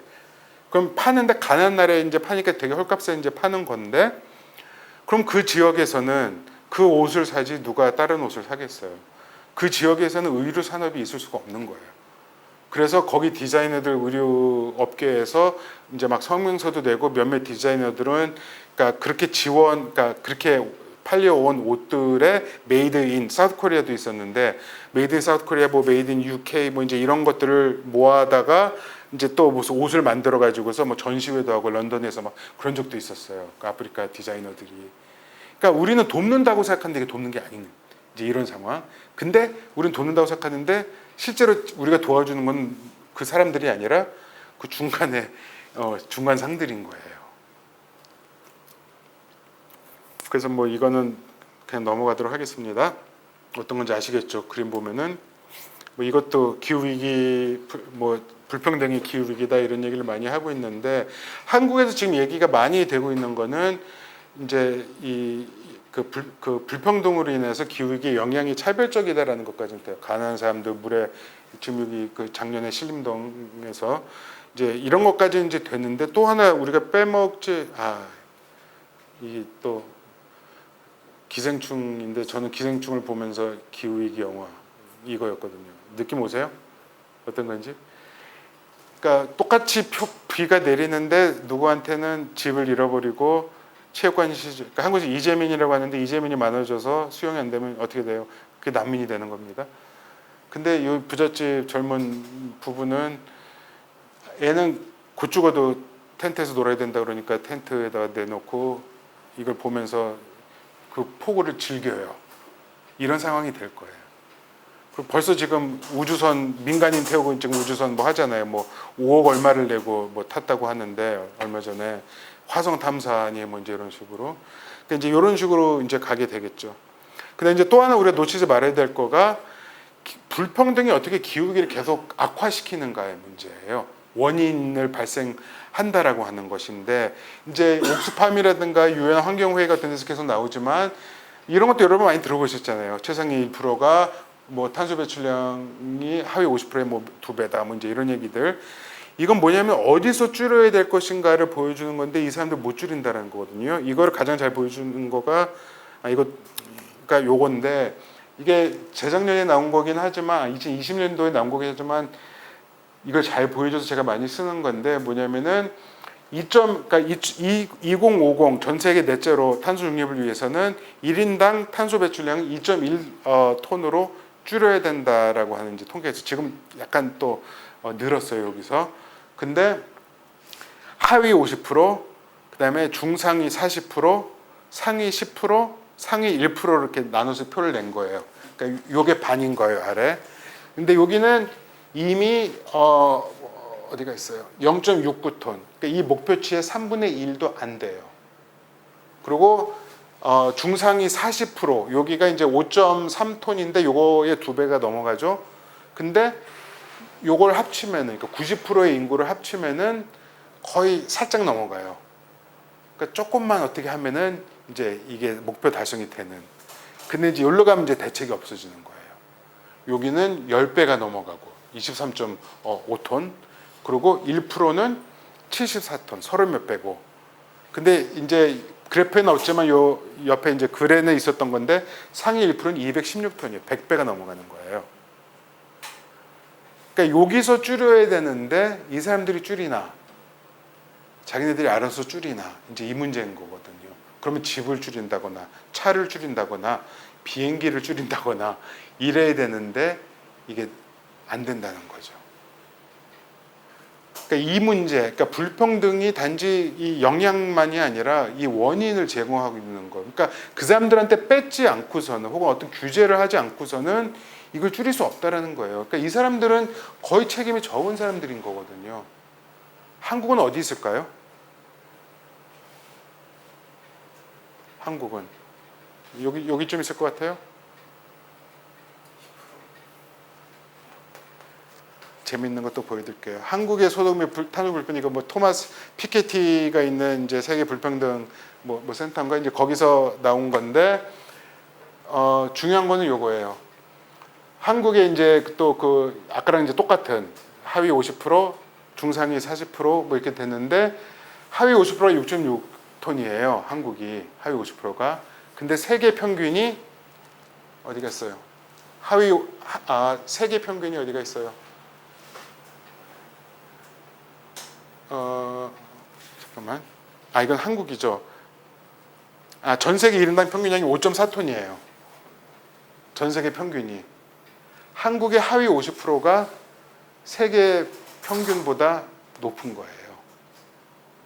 한국은 이게 되게 재미있는 게 한국의 그런 이 야누스적인 얼굴인데 한국은 선진국이지 막 이러면서 뭐 삼성이라든가 뭐 BTS 이러면 뭐 이제 이러는데 기후 위기 뭐 이런 문제라든가 뭐 국제 협상 같은 데서는 한국은 개도국으로 아직까지 뭐 되고 있잖아요.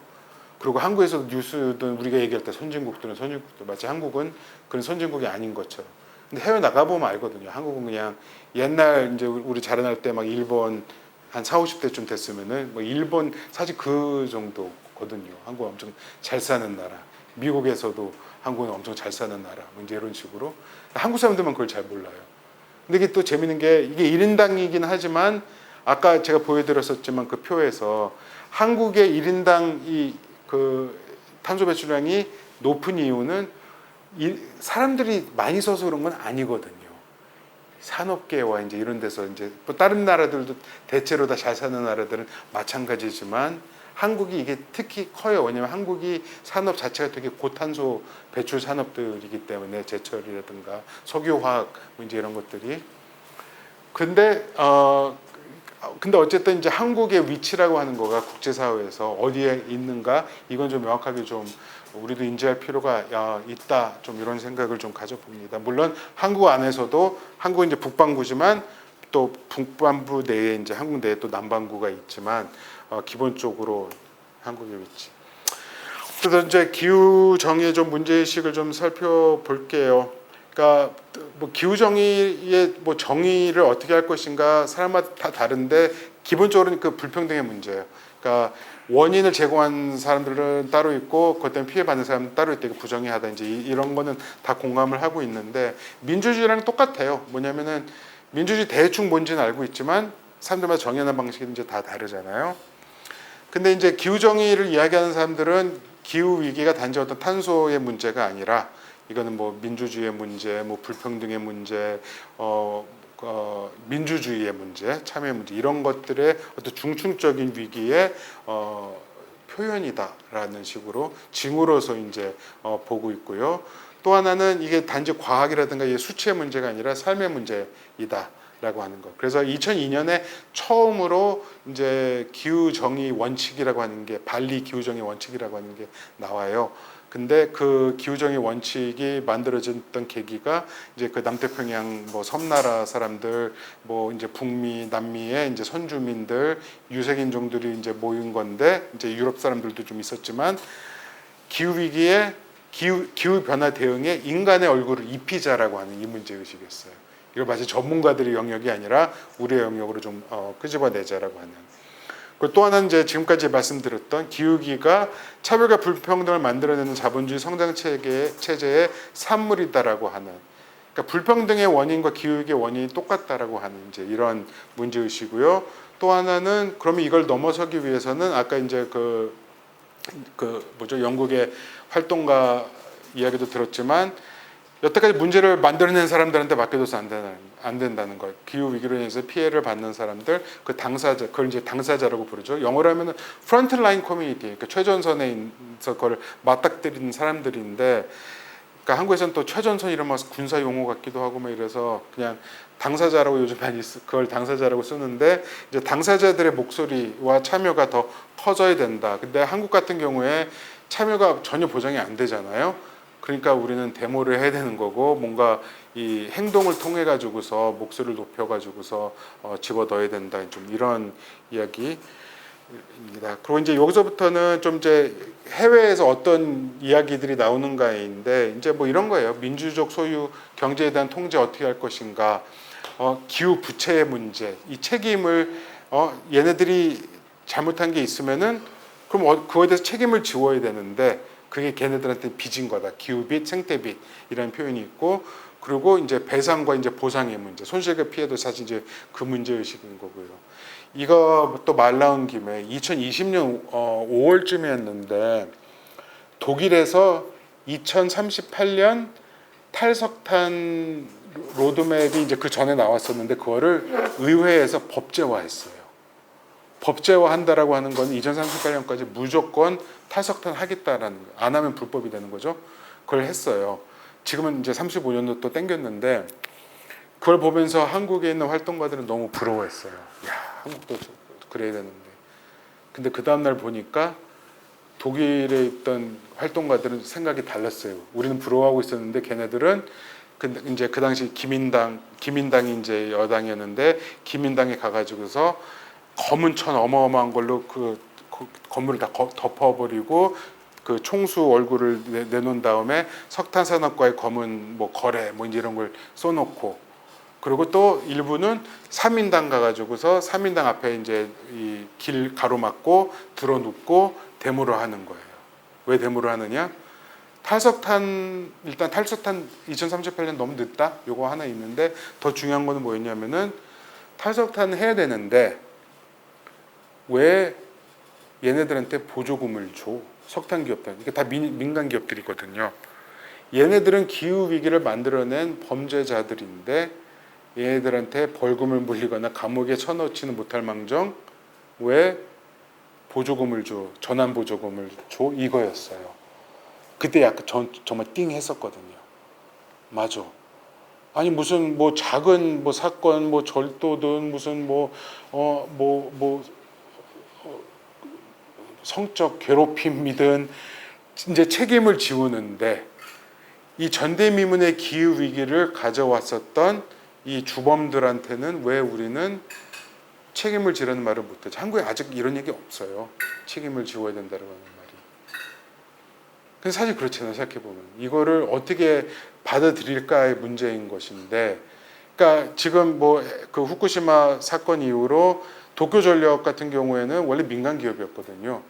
근데 그 후쿠시마 사건 나고 이런 다음에 국유화 됐단 말이에요. 그러니까 이것도 사실 문제인데 한마디로 민간 기업이 싸지른 똥을 국가가 사실 지금 안고 이러는 거잖아요. 이게 이제 지금의 자본주의 시스템인 건데, 그러니까 어쨌든 이거에 대한 책임을 어떻게 물릴 것인가? 왜 한국에서는 포스코를 국유화하라 이런 얘기가 안 나오는가? 포스코 원래 국영기업이었단 말이죠.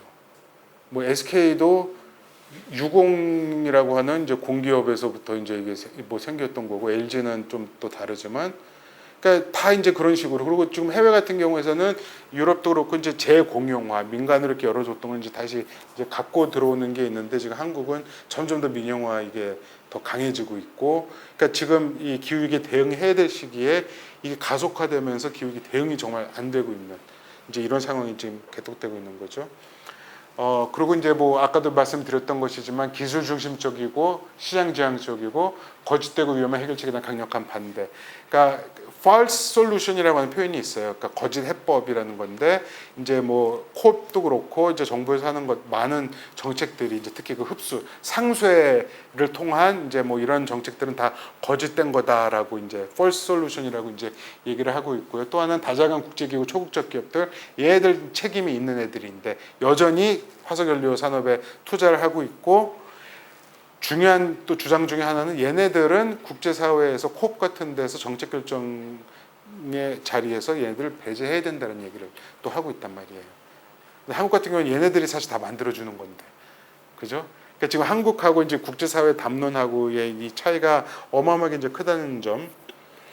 그리고 이거 그냥 비교를 위해서 그 2019년에 이거 그린 뉴딜 이거 전에 인천에 와서 강의했을 때도 썼던 것 같은데 그 알렉산드리아 오카시오 콜테스하고 그 무슨 마르키하고 이제 둘이서 이제 낸 건데 결의안이에요. 무슨 법안은 아니고 그때 이제 부결됐고 근데 지난 4월에 다시 상정이 됐어요. 근데 여기서 말하는 그린 뉴딜은 목표가 딱 두 가지죠. 온실가스 증대에 따른 기후 위기 그리고 임금 정체 등으로 극대화된 사회 불평등 이 둘을 이제 한꺼번에 이제 잡자라고 하는 이제 이런 목표를 가지고 있고 5개 목표를 가지고 있는데 일자리 문제도 한국에서는 뭐 정의로운 전환 얘기를 하는데 항상 피해를 최소화하고 뭐 이제 이런 식으로 나오는데 항상 이제 해외는 양질의 노동 그 일자리 노동조합이 보장되는 일자리 이게 항상 앞에 붙어요. 그러니까 뉴욕에서 아까 이제 시작할 때 제가 말씀드렸죠. 거기도 노동조합이 보장되고 평균 임금 수준 되는 이제 그러니까 그 전에 이제 자기가 일했던 것과 비교했을 때 이제 그게 보장되는 일자리를 이제 이야기를 하고 있고 근데 요거가 저는 제일 중요하다고 생각하는데 형평성 개념 한국에서 조금씩 써요. 한국에서는 많이 쓰이는 개념은 아니었는데 이 형평성 개념 영어로 equity인데 혹시 여러분들 그 그림 보신 적 있어요? 뭐 야구장에서 뭐 담벼락 그죠? 이제 그러니까 equity하고 equality하고 이제 차이가 그거죠. 평등은 그냥 모두에게 똑같이 자전거 하나씩 준다든가. 근데 형평성이라고 하는 거는 장애인이 있으면 장애인에 맞춘 자전거와 뭐 이제 어린아이가 있으면 어린아이에 맞는 이제 이런 걸 준다라는 건데 이제 기후 정의 운동에서 말하는 형평성이라고 하는 거는 이제 그런 맥락에서 단지 지금부터 잘해야 되는 게 아니라 과거에 있었던 이 부정이라든가 그런 피해들을 어떻게 시정할 것인가 이제 포함되는 거예요. 그래서 여기 이제 5번째로 나오는 거가 오늘날 존재하는 미래에 있을지 모를 과거에 존재했던 그러면서 이제 뭐 원주민, 유색인종, 이주자 커뮤니티 뭐 쭉 이제 한국에서 흔히 사회적 취약층, 약자 뭐 이제 이 표현도 사실 쓰면 안 되는데 이제 이런 사람들에 대한 역사적 억압을 멈추고 지금 멈추고 미래의 억압을 방지하고 과거의 부정의를 바로 잡는다가 이제 포함이 되는 거죠. 그러니까 이제 한국에서 뭐 진실과 화해 협의회라든가 이런 데서도 그냥 진실만 캐내고 있지 사실 보상이라든가 배상 이런 건 전혀 안 되고 있는데 또 이제 그런 어떤 뭐 담론이라든가 이제 인식의 격차인데 그러니까 손실과 피해가 사실 이 문제 의식인 거예요. 너네들이 잘못을 했고 더 이상 되돌릴 수 없는 그러니까 그 땅에서 우리가 살고 있었는데 그 땅을 우리가 쓸 수가 없어. 이 피해는 어떻게 할 거야? 그럼 그거에 대해서는 책임 있는 사람들이 이제 배상을 해야 된다라고. 그러니까 이제 국제 회의에서는 용어를 갖고서도 맨날 싸우죠. 미국이라든가 유럽은 지원을 좋아하고 에이드라는 걸 쓰고 싶어하고 이제 기후정의 운동에서는 배상이다 얘기를 하는데 이제 결국은 이제 보상 정도에서 이제 그러니까 파키스탄이라든가 파키스탄 때문에 사실 된 거거든요. 손실과 피해도. 근데 그 파키스탄 대표는 이제 보상이라고 하는 걸 썼고 그런데도 그래서 페이퍼에도 보상으로 올라갔는데 그래도 이제 북반구 사람들은 에이드 지원이라고 하는 걸 이제 쓰는 이제 이런 형국입니다. 근데 좀 이런 어떤 좀 관점이 좀 필요하다라고 하는 것. 미래를 위한 금요일 쉘이 또 양명 높았던 게 얘는 70년대에 이미 기후변화 자기네들이 하는 화석연료 산업으로 인한 기후변화 영향 이걸 다 연구를 했어요. 우리가 다 알고 있는 거예요. 근데 그걸 숨겨왔어요. 그리고 거짓말을 해왔어요. 겉에다 대고. 그리고 자기네들은 뭐죠 이거? 뭐 해상 뭐 시추선 높이를 높인다든가 이렇게 뭐 방벽을 세운다든가 해서 자기네들이 돈은 잃지 않게끔 대비를 자기네만 쓴 거예요. 돈 더 벌려고. 이게 이제 들통나면서 이제 쉘에 대한 공격이 되게 많았어요. 미래를 위한 금요일 뭐 이런 쭉 무슨 에너지 민주주의 정의로운 전환 얘기를 하면서 마지막에 법적, 경제적 수단 등 가능한 모든 수를 동원해서 쉘을 해체해야 된다 이런 얘기를 하고 있어요. 되게 이 얘기 지금 계속 나오고 있는 이야기들. 아까도 말씀드렸지만 왜 한국에서는 포스코를 국유화해야 된다는 얘기가 안 나오지? 왜 이 석탄 발전소 지금 포스코가 짓고 있는 삼척 그 블루파워 이런 것들을 지금 탈송타법이 일단 5만 명 받아가지고서 지금 이제 제청이 된 상황인데 뭐 전혀 검토도 안 되고 있는데 지금 의원들이 난관을 표하는 거가 민간 기업에서 하는 건데 이 사적 재산을 어떻게 우리가 뭐 할 것이냐 이제 이 문제거든요. 특별법 만들면 되죠. 특별법 만들면 되는데 그렇게 안 하려고 하는 거예요. 왜? 다 뭔가 또 관계가 있겠죠. 그리고 이제 미래를 위한 금요일 재작년 또 작년이지만 역사적으로 부정한 체제를 통해서 이득을 봤던 얘네들한테 대해서 책임을 이제 물려야 된다라고 하는 것이고 작년에는 되게 크게 기후 배상 얘기를 했어요. 그러면서 이 기후 배상이 자선 이런 차원이 아니라 정치적 권력을 민중에게 되돌려주는 변혁적 정의의 과정이다. 그리고 회복적 정의란 말 되게 많이 써요. 좀 손실과 피해 보상, 기후 배상과 관련해서 이 회복적 정의가 이제 필요하다는 얘기가 이제 또 많이 나오고 있고요. 그래서 이제 뭐 접근법을 보자면은 상쇄가 아니라 오염원을 근본적으로 이제 제거를 해야 된다라는 것. 그리고 그 이전에 이 상품화, 자연이든 인간이든 상품화를 반대하고 역사적 책임, 거지대법 거부, 그리고 이제 이 기후위기로 영향받는 공동체, 뭐 당사자들 이들이 이제 스스로를 대표하고 대응의 주도적 역할을 해야 되는데 지금 예를 들어서 노동조합한테 주도적으로 해 그러면 못 하잖아요. 그러면 그 교육을 한다는 그 기반을 어떻게 마련할 것인가까지도 거기 이제 계획이 들어가야 되는 이런 상황인데 사실 한국은 정말 너무 거리가 멀죠. 그 작년에 충남에서 작년 12월에 정의로운 전환 조례가 통과가 됐어요. 통과가 됐는데 시민사회 뭐 환경운동연합이라든가 뭐 거기 뭐 에너지 무슨 전환 포럼 이런 데서 막 박수를 치고 이제 뭐 정의로운 전환을 위한 기틀이 마련됐다 막 좋아했는데 노동조합이랑 인권단체들은 그거 다 반대했거든요. 왜? 그거 하면서 노동자들은 간담회 한 번 없었어요. 그리고 이제 그 이후에 거버넌스가 30명으로 구성이 되는데 그 중에 27명을 도지사가 임명을 해요. 노동자 자리 뭐 이렇게 보장 이런 거 전혀 없고 그게 무슨 정의로운 전환인가 이제 이런 얘기들이 하는 거죠. 그리고 이제 이거 또 화석연료기업, 초국적 금융기관 등 정책 결정 과정에서 배제해야 된다. 그리고 싸워야 된다. 이제 이런 얘기들이고요. 그래서 이제 한국 같은 경우에 2019년에는 그냥 기후위기가 되게 그러니까 사람들도 잘 모르고 있던 상황이라서 그냥 좀 대중적 교양 차원에서 이런 문제 시급하다 이걸 알리기 위한 건데 요거 들어보면 기후위기 인정해라, 뭐 비상선언해라, 뭐 이제 이런 거였거든요. 그리고 뭐 대응 방안 마련하라, 범국가기구 뭐 구성하라. 아이러니하게 정부가 다 했어요. 지자체 226개 다 기후위기 비상선언을 했죠. 국회에서 기후 비상 결의안 통과가 됐죠. 정부 그린 뉴딜 탄소중립 선언했고 탄소중립위원회 만들었죠.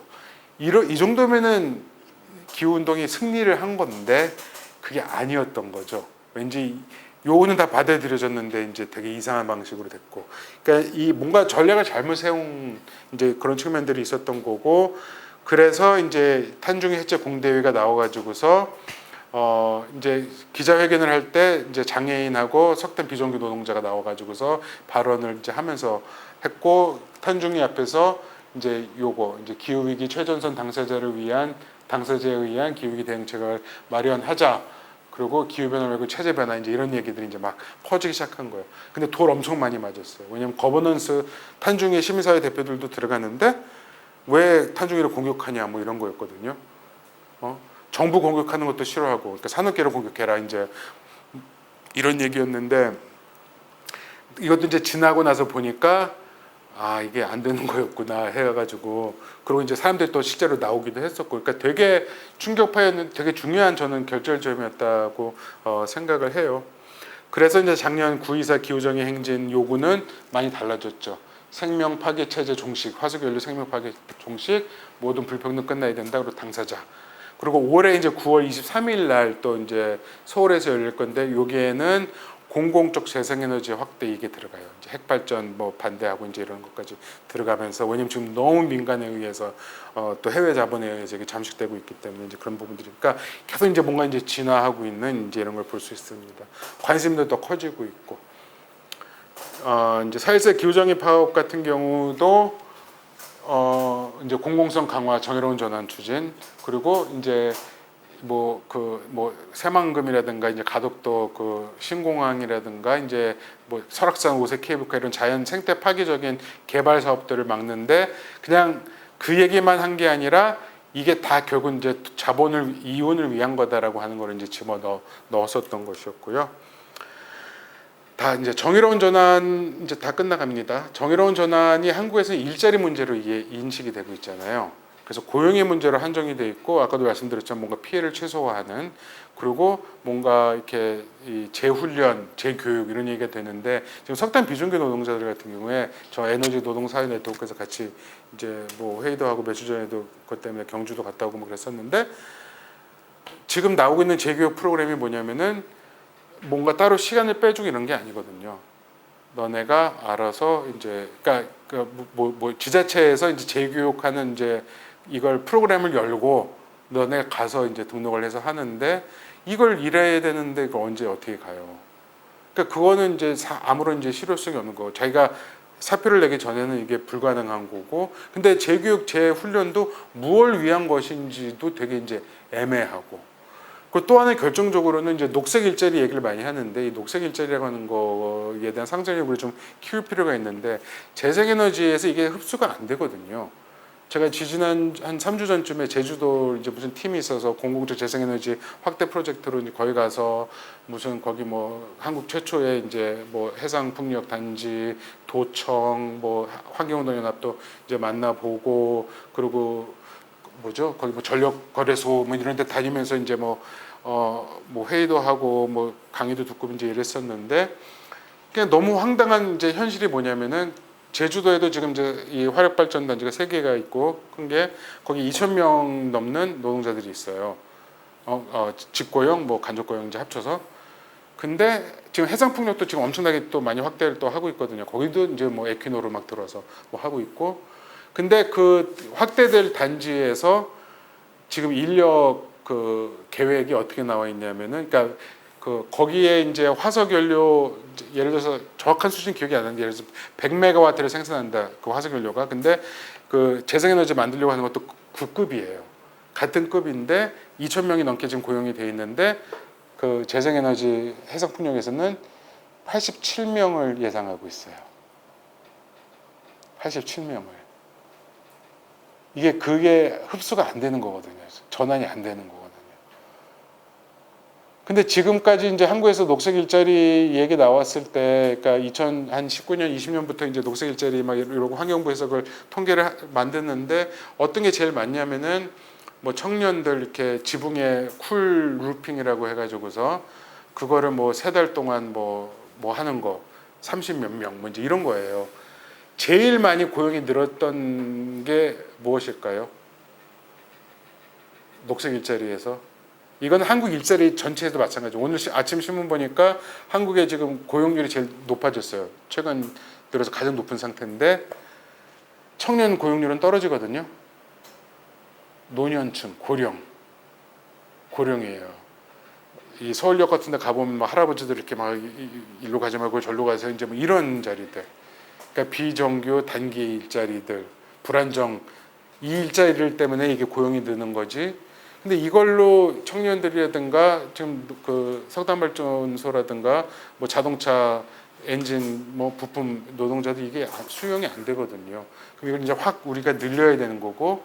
그러니까 지금 이제 산업재편에서는 생각하고 있는 녹색 일자리라고 하는 거가 뻔한 거예요, 이런 거.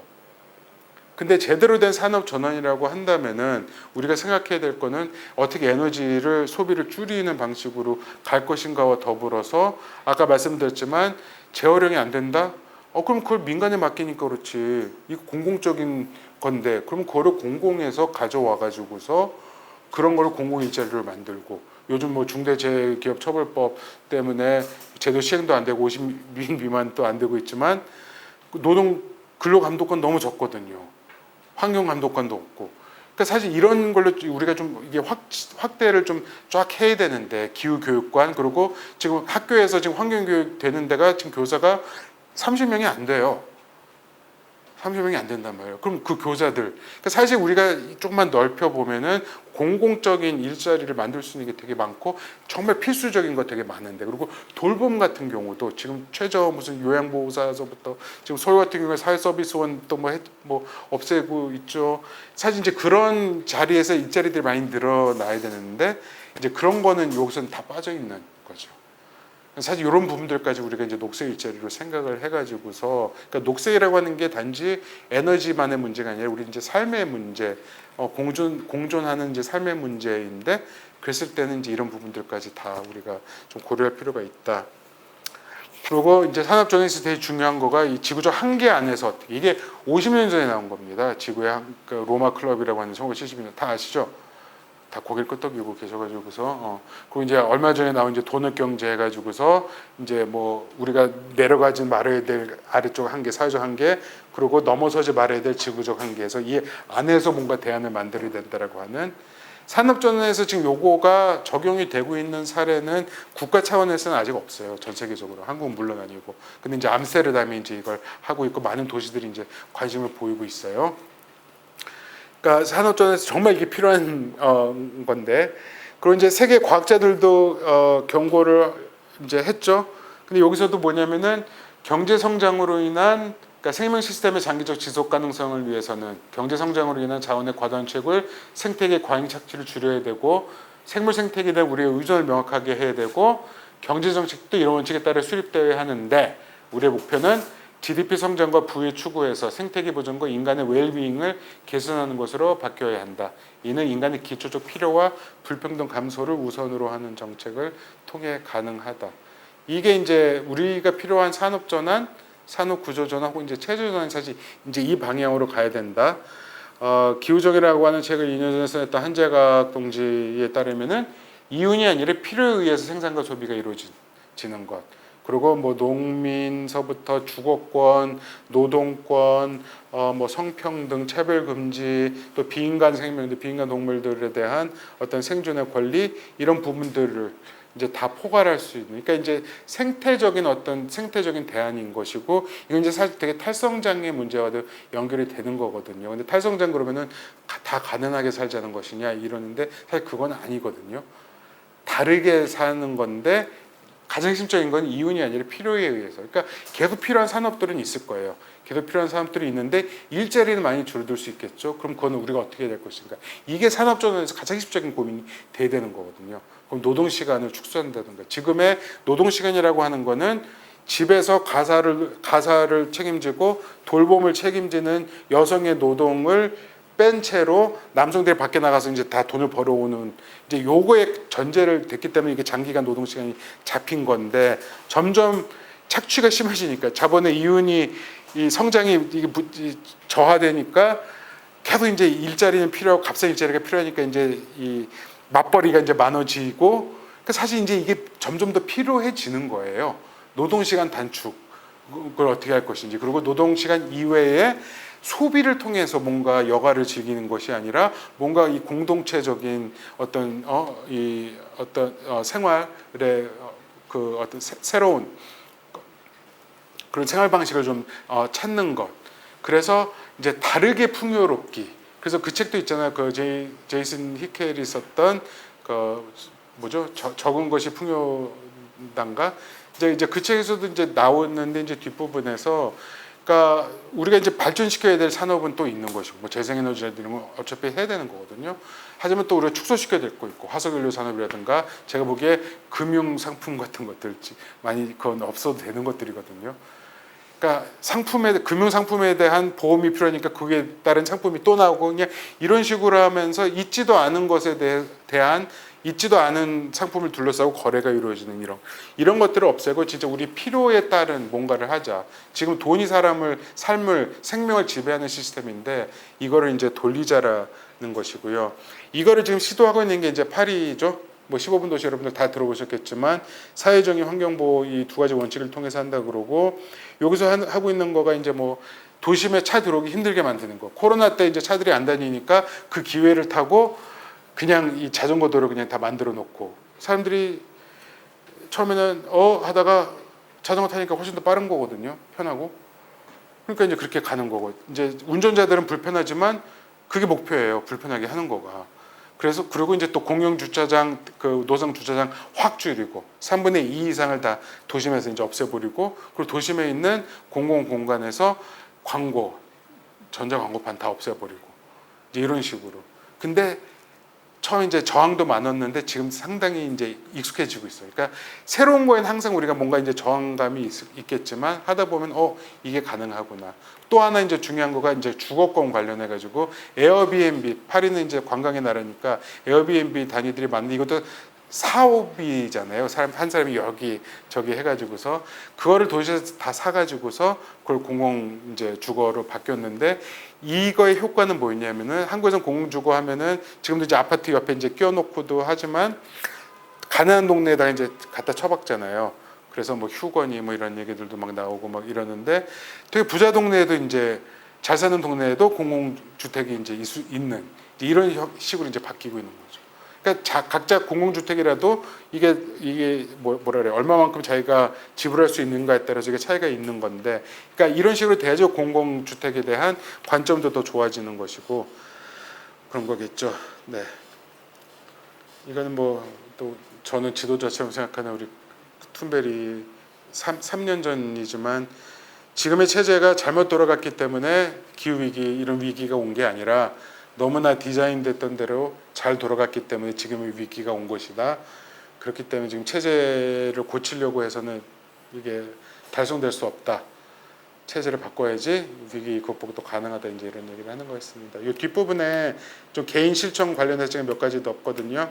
요거는 그냥 참고를 하시고 저는 이쯤에서 거의 2시간 꽉 채웠네요. 네, 마치도록 하겠습니다. 오랜 시간 감사드립니다.